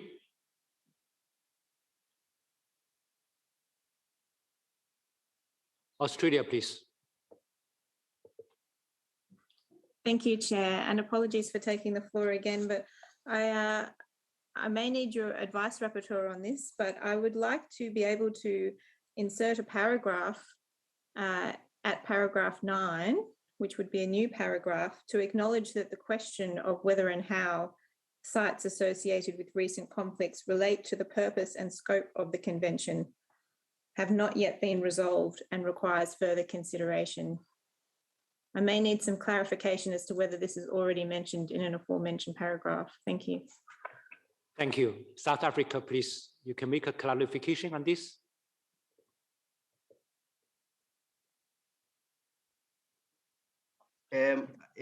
I think that will be the core of what will be the proposed ad hoc working group is going to deal with. So I'm not sure if Australia feels strongly to put that. I think it's been dealt with in the past. I'm not sure. I think it's just because we would want to prefer a minor, simple draft decision than to have too many paragraphs that are there. So we don't think that it will, if possible, we want to request that we do away with that paragraph, because we have already acknowledged before that there are divergent views in the previous paragraph. I think it's paragraph number, Rapporteur, help us, assist us there. There is a paragraph that acknowledges that there are still divergent views on this matter. It's the paragraph before 9. Australia, yeah. Is it okay with you? I believe we are actually in agreement because my proposal was to acknowledge that the question remains to create the subject and then to request that there be an open-ended working group, merely as a matter of framing so that it was clear for the mandate, because otherwise it would end up in potentially quite a long paragraph. So I'm actually agreeing with the sentiment that the open-ended working group, which will follow, has that as the mandate. If I make myself clear there, thank you. Yeah. So.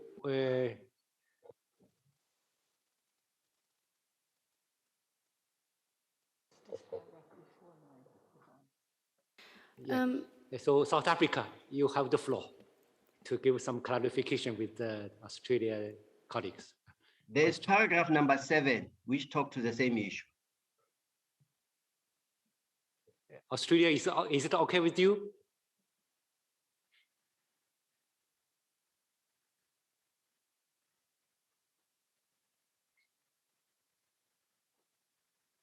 Thank you, Chair. If I may have a moment to read the paragraph and please for my colleagues to have a moment. Thank you. Ethiopia, please, you have the floor. Thank you, Chair. I think paragraph 7 captures quickly what Australia is trying to capture. It will be a repetition to have another paragraph here. And its placing is also may not be correct because first we acknowledge the divergent views and then we establish the ad hoc open-ended working group as stated in para 9. So para 10 is, it doesn't add anything. It's the same thing as para 7.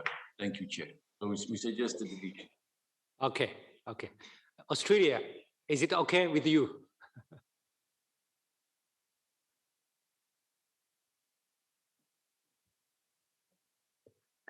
Thank you, Chair. I think it may be fine, but I will refer to my colleague from Norway as they're also a co-signatory. Thank you. Okay, Norway, please, you have the floor. Thank you, Chair. We have to admit we have a bit of confusion as we're working on this draft and with the possibility to add from the other drafts. We think the comment by Australia warrants some further considerations as it specifies further, I think, some of the crucial issues that we have been discussing on this very complex, very difficult, and I have to say, painful matter. So I think if Australia could elaborate a little further on the thinkers, I have to acknowledge the challenges that we're struggling with here. Thank you. Okay, thank you. Brazil, please, you have the floor.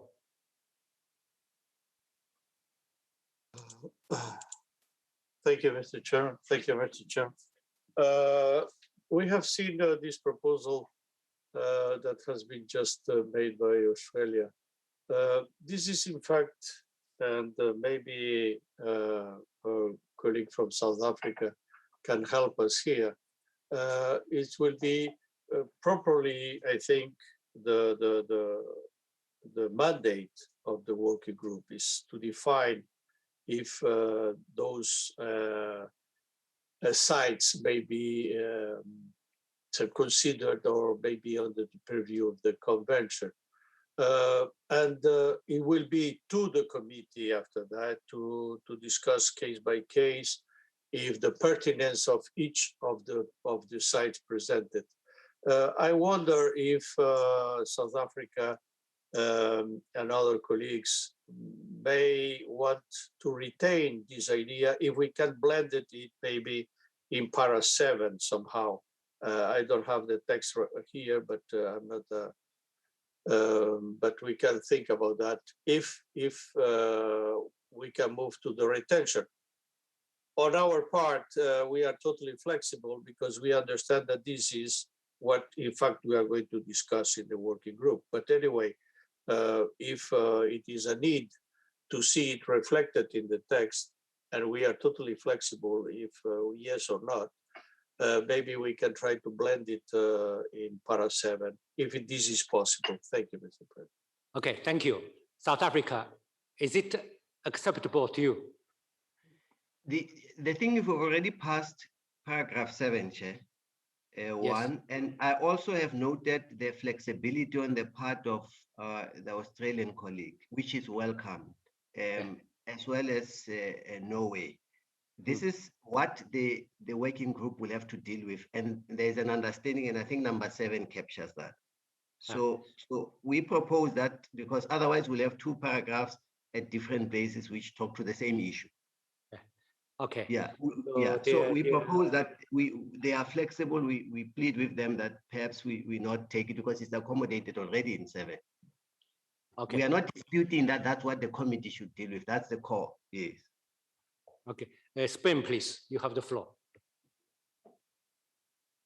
Gracias, señor presidente. Habíamos pedido la palabra para respaldar la propuesta de Australia, pero con la misma dosis de flexibilidad creemos que aunque se haya pasado ya el punto 7, si pudiera complementarse de manera que, o sea, incluirse en el 7 de manera que se complementara bien, con absoluta flexibilidad nos parecería bien, porque daría satisfacción al texto que hay ahora y también a la pretensión de Noruega y de Australia.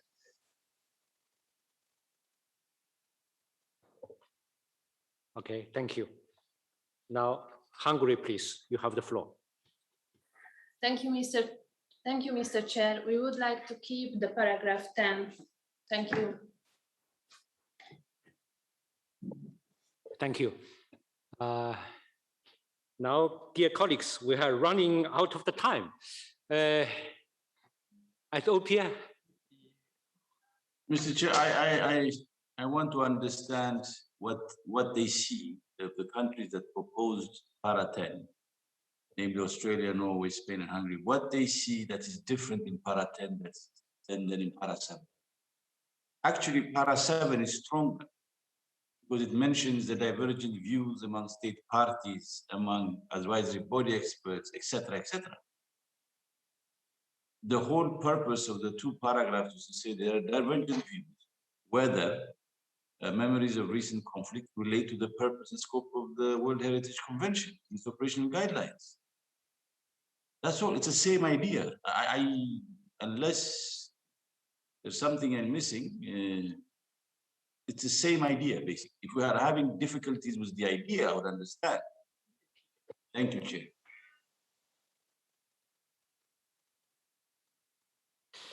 Chair. Can we merge the two paragraphs together? Australia, please. Thank you, Chair. And I have hopefully what would a set of words which I hope will capture both sentiments here. If you'll give me the liberty of reading it out for consideration.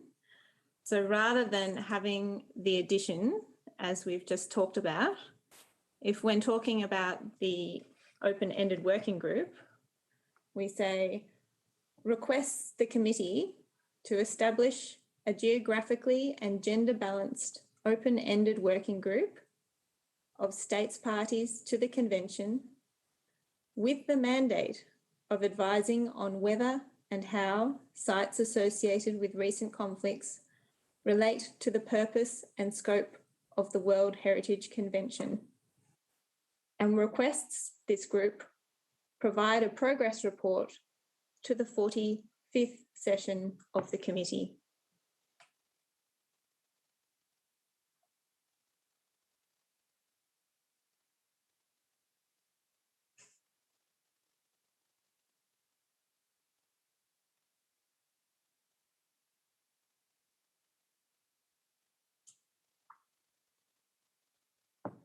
I would be pleased to read that out again if that's helpful.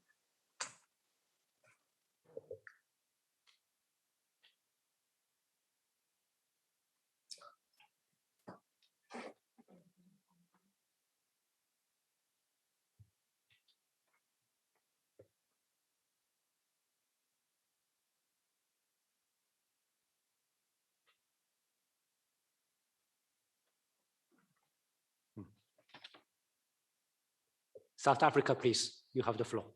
Yeah, because this idea comes from Australia, I'm going to propose to use the better part of their wording, because what is being proposed now, I think confuses it even further. Let's keep it simple. Let's go back to what we are saying, and I'm saying this with great reluctance because I see other, colleagues are.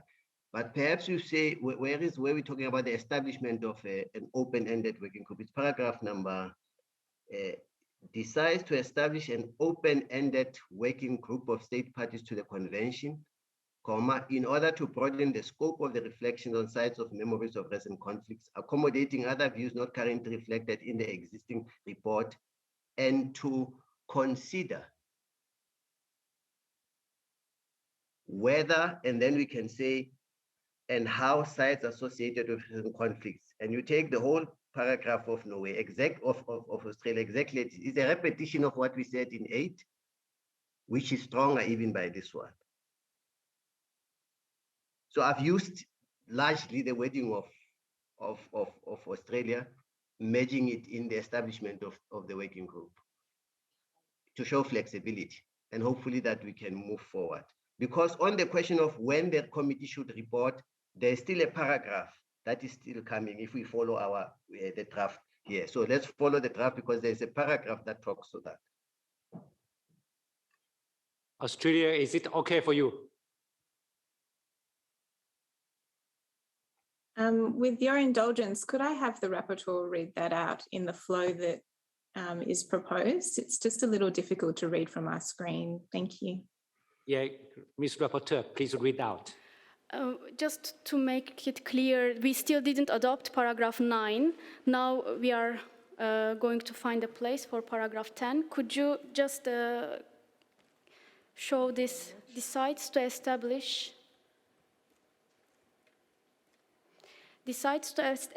an open decides to establish an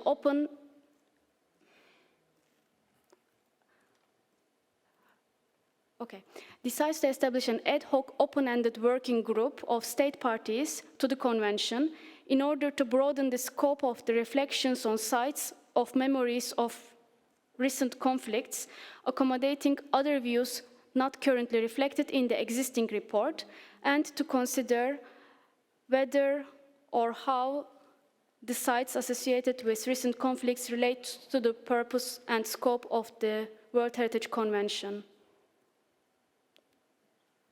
Is it okay with you, Australia? Thank you, Chair. Just to avoid any confusion that I may have inadvertently caused, what I'm actually proposing is the paragraph that is currently at paragraph 11 can actually be replacing the current paragraph at paragraph 9.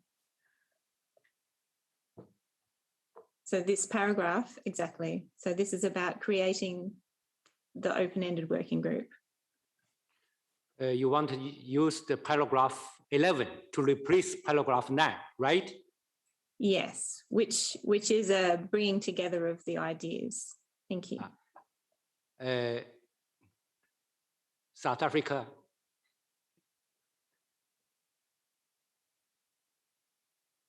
No, Chair. I see other delegations from the continent wishes to take. I defer to them. Okay. Russia, please.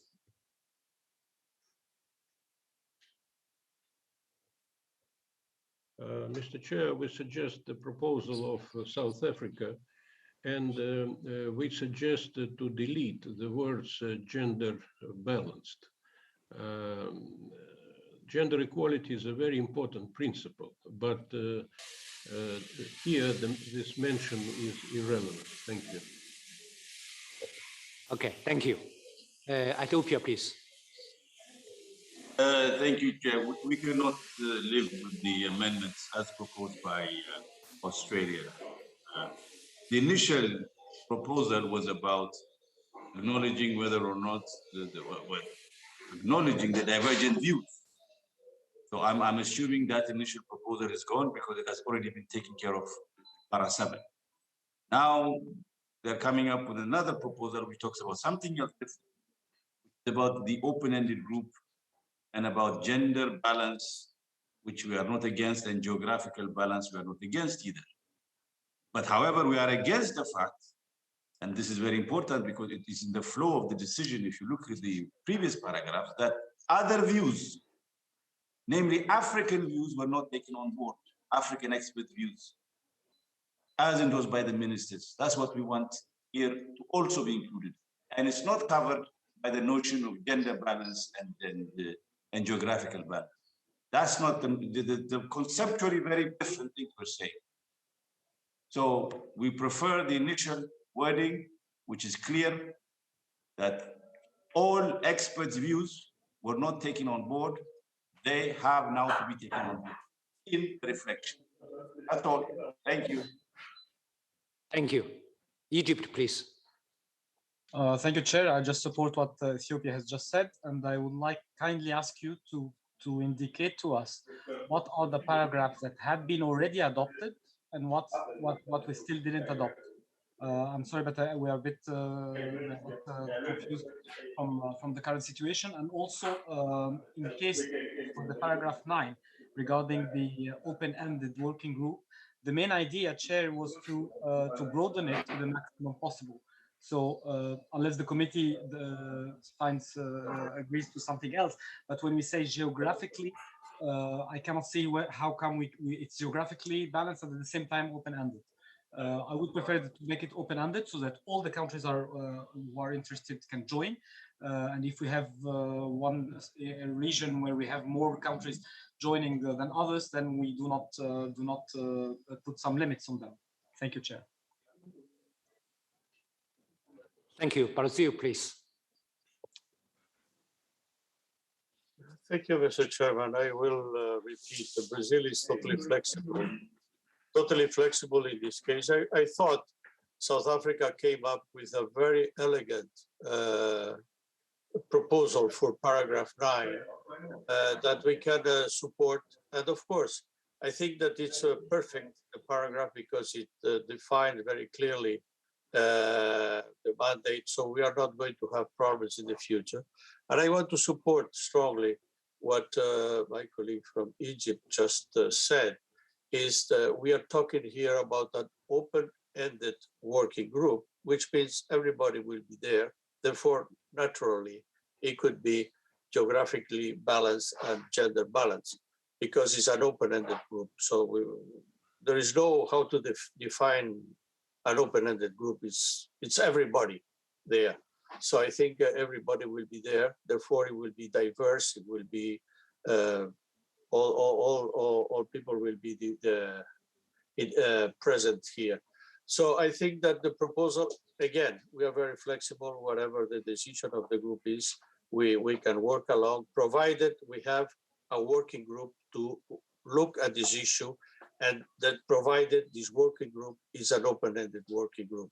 But I thought that the proposal by South Africa was a very elegant one, so we can go along with it also. Thank you.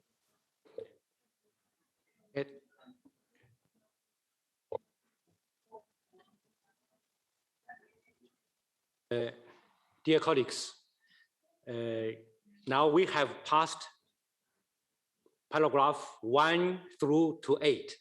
So now we're discussing paragraph 9. So dear colleagues, I'm sorry to interrupt the debate, but I have to remind you that we have to proceed with item 16 today due to the availability of interpreters. So I suggested that we resume our discussion on the amendment and the amendment draft decision tomorrow, if no objection. Okay? Yeah, I think we should finish number 9. Yeah, because there will be no Russian interpreters. So we proceed with item 16 first. Then we come back. Come back either tomorrow or after a while. Is it okay? Okay. Why don't we finish number 9, which we have already discussed? Because just now I stressed that there will be no Russian language interpreters.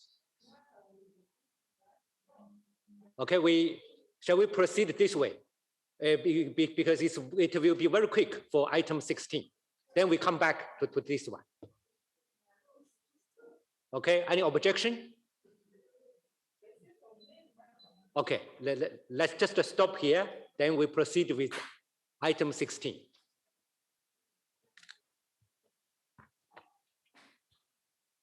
Dear colleagues, now we have to examine item 16, which concerns the election of the new chairperson of the World Heritage Committee, and also to proceed with the election of the vice chairpersons and the rapporteur of the 45th session of the World Heritage Committee in 2022.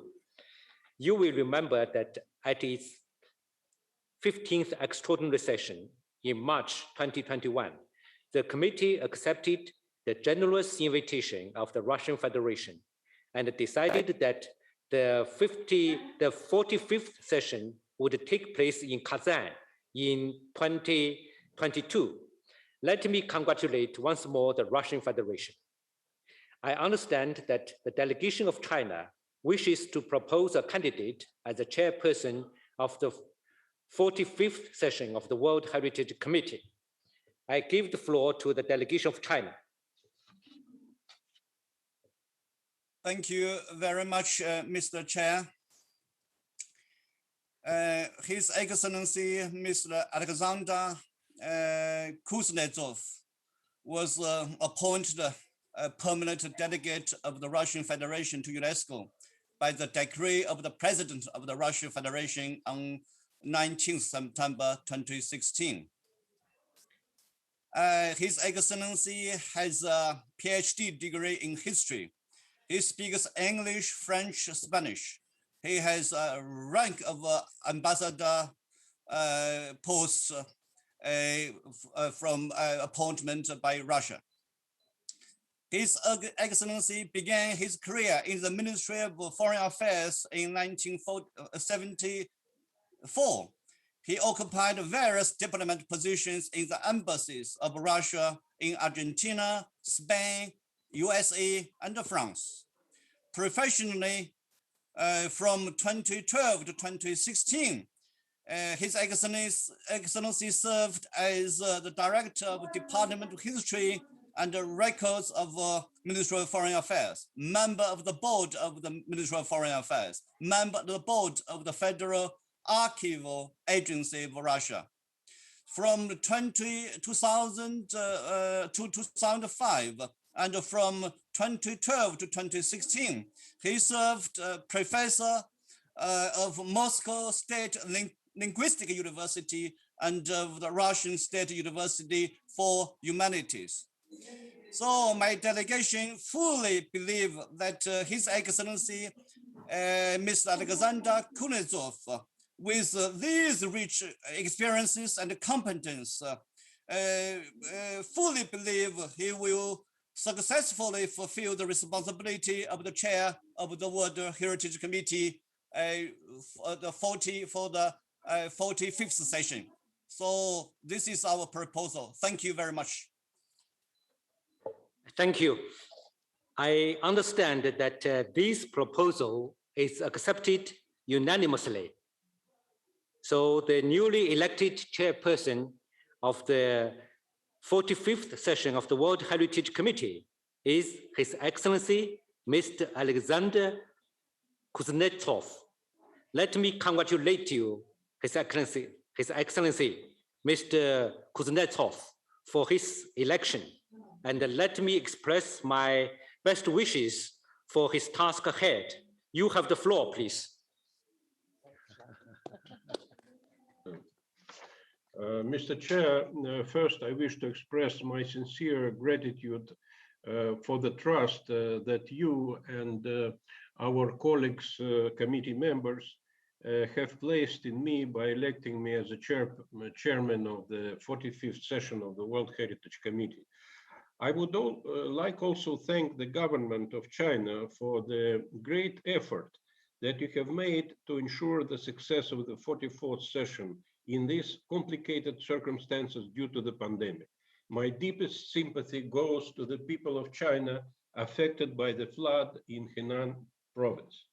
Russian Federation is committed to the core values and principles of the convention. Our rich history and unique geographic position offers a big variety of cultural and natural heritage. States programs are developed to study, restore, and preserve this heritage for future generations. In 2021, World Heritage Committee had held its session in 2012. World Heritage Committee had held its session in St. Petersburg. 10 years later, we are looking forward to meet you in Kazan, and we will be pleased to present you a venue of the next committee session. Dear colleagues, let me assure you that the government of Russian Federation and the authorities of the Republic of Tatarstan will make all necessary efforts to organize next session in the best possible way. Thank you very much, Mr. Chair. Thank you. Thank you for your sympathy and solidarity towards the people in Henan stricken by the flood. Once again, congratulations. Before giving the floor back to the State Party of the Russian Federation for the presentation of the venue of our next session, we will proceed to elect the vice chairpersons of the committee and the rapporteur.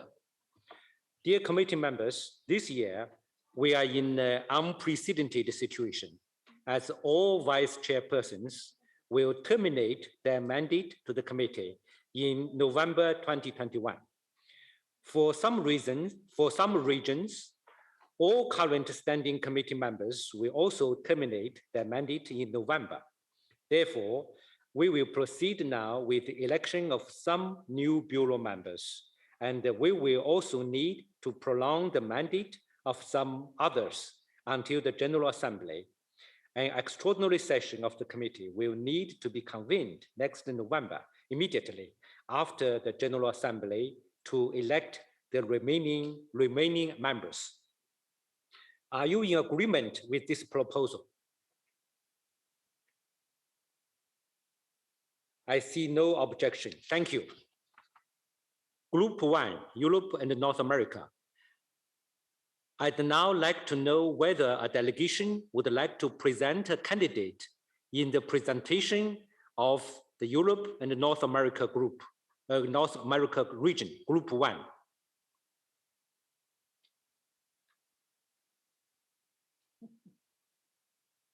Not yet?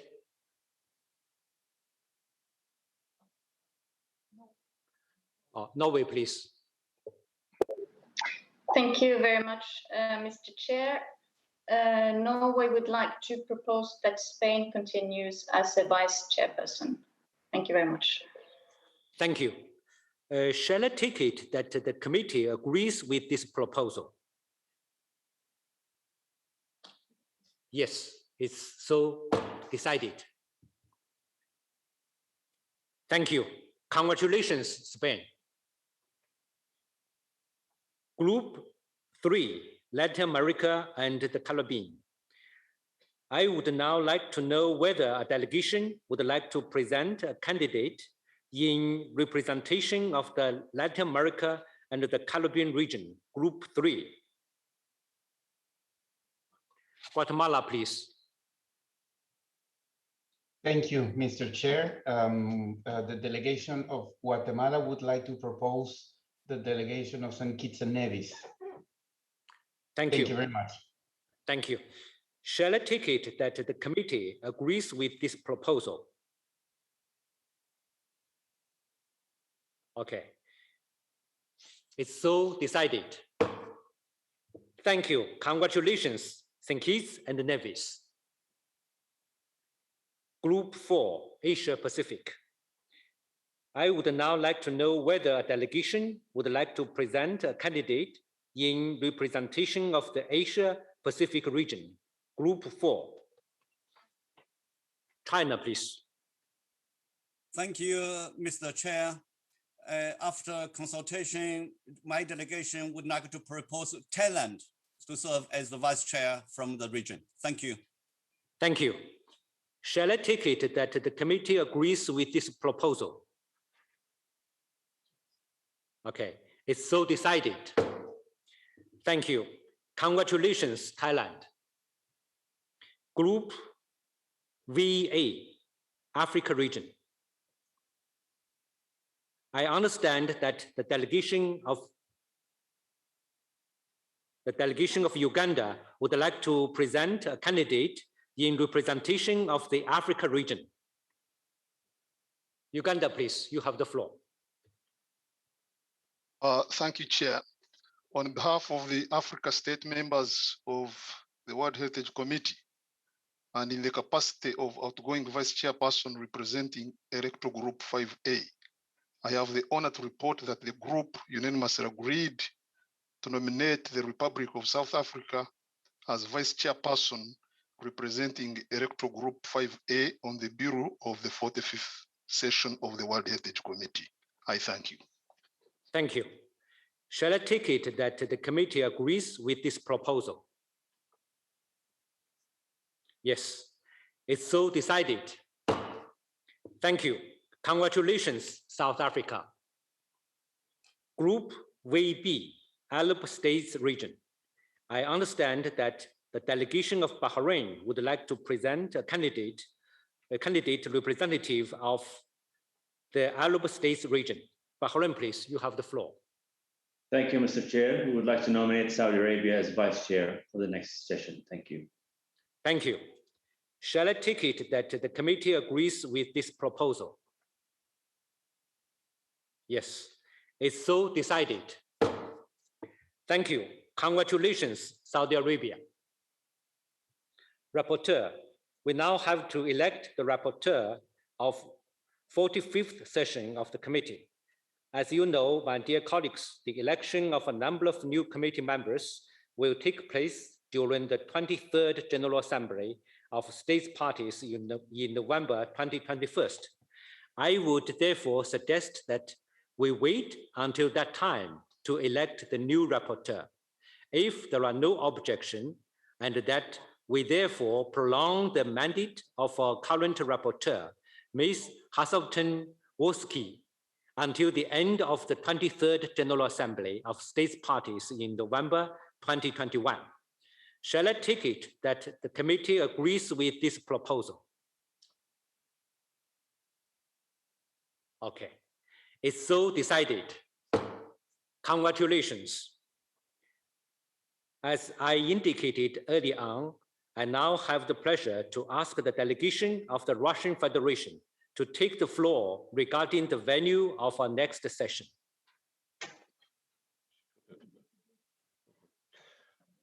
Mr. Chair, dear colleagues, we propose to hold the next 45th session of the committee in Kazan from 19 to 30 June 2022 with a pause on June 25 with no plenary.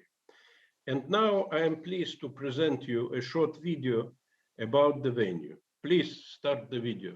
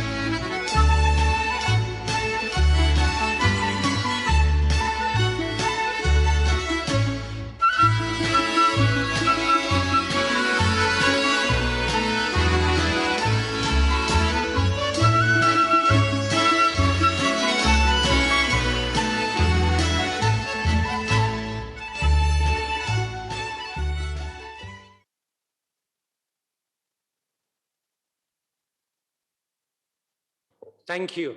Thank you. Let me congratulate you warmly again. And we are all really looking forward to coming to your country next year. Dear colleagues, yes, please. Thank you very much, Mr. Chair, dear colleagues. Now I would like to pass the floor to Mr. Rustam Minikhanov, President of the Republic of Tatarstan, and Mr. Mintimir Shaimiev, UNESCO Goodwill Ambassador and State Councilor of the Republic of Tatarstan, who will join us from Kazan. The floor is yours. Okay. Уважаемый господин председатель, уважаемые члены комитета, уважаемые дамы и господа. Позвольте поблагодарить членов Комитета всемирного наследия ЮНЕСКО за принятие единогласного решения о проведении 45-й сессии в России, в Татарстане, тысячелетней Казани.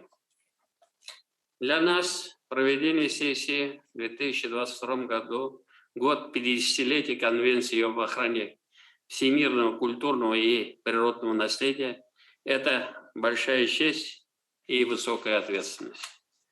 Председательство следующей сессии комитета мы принимаем от древнего города Фuzhou, крупного промышленного и научного центра Китая, известного своими достопримечательностями.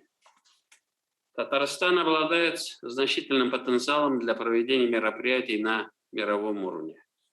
Мы находимся в центре разных религий и культур. Имеем многовековой опыт межкультурного общения и межконфессионального согласия.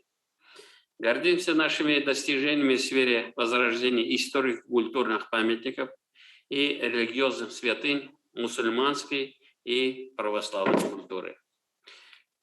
Хочу выразить особую признательность генеральному директору организации госпоже Адре Азуле, которая в рамках визита в Россию в 2019 году посетила Казань. Для организации успешной работы предстоящей сессии мы создадим все необходимые условия, обеспечим безопасность пребывания. Гостеприимная земля Татарстана с уникальной природой, великолепными историко-архитектурными памятниками, богатейшим культурным наследием и самобытными традициями радушно встретит всех участников и гостей. Уверен, 45-я сессия, юбилей конвенции станет конструктивной площадкой для взаимодействия государств в целях достижения общих задач по сохранению бесценного наследия народов мира. До встречи в Казани, до встречи в России.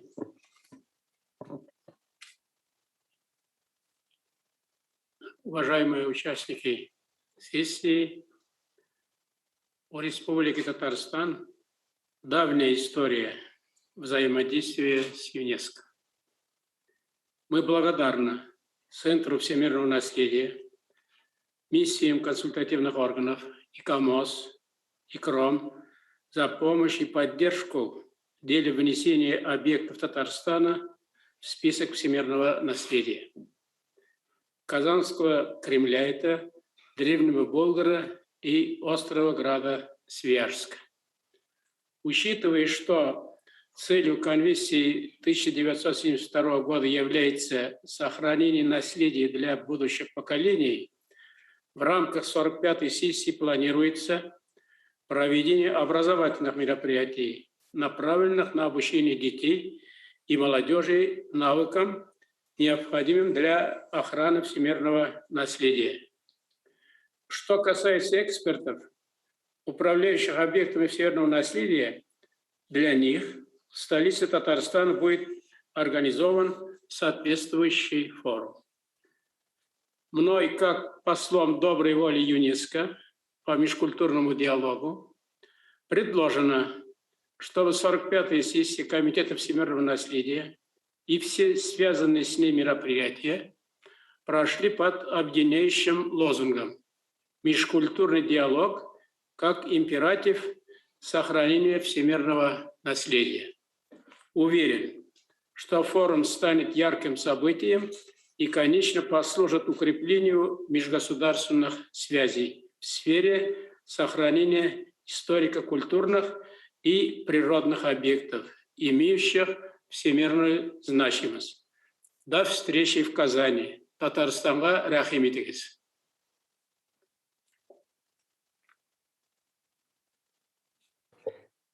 Thank you.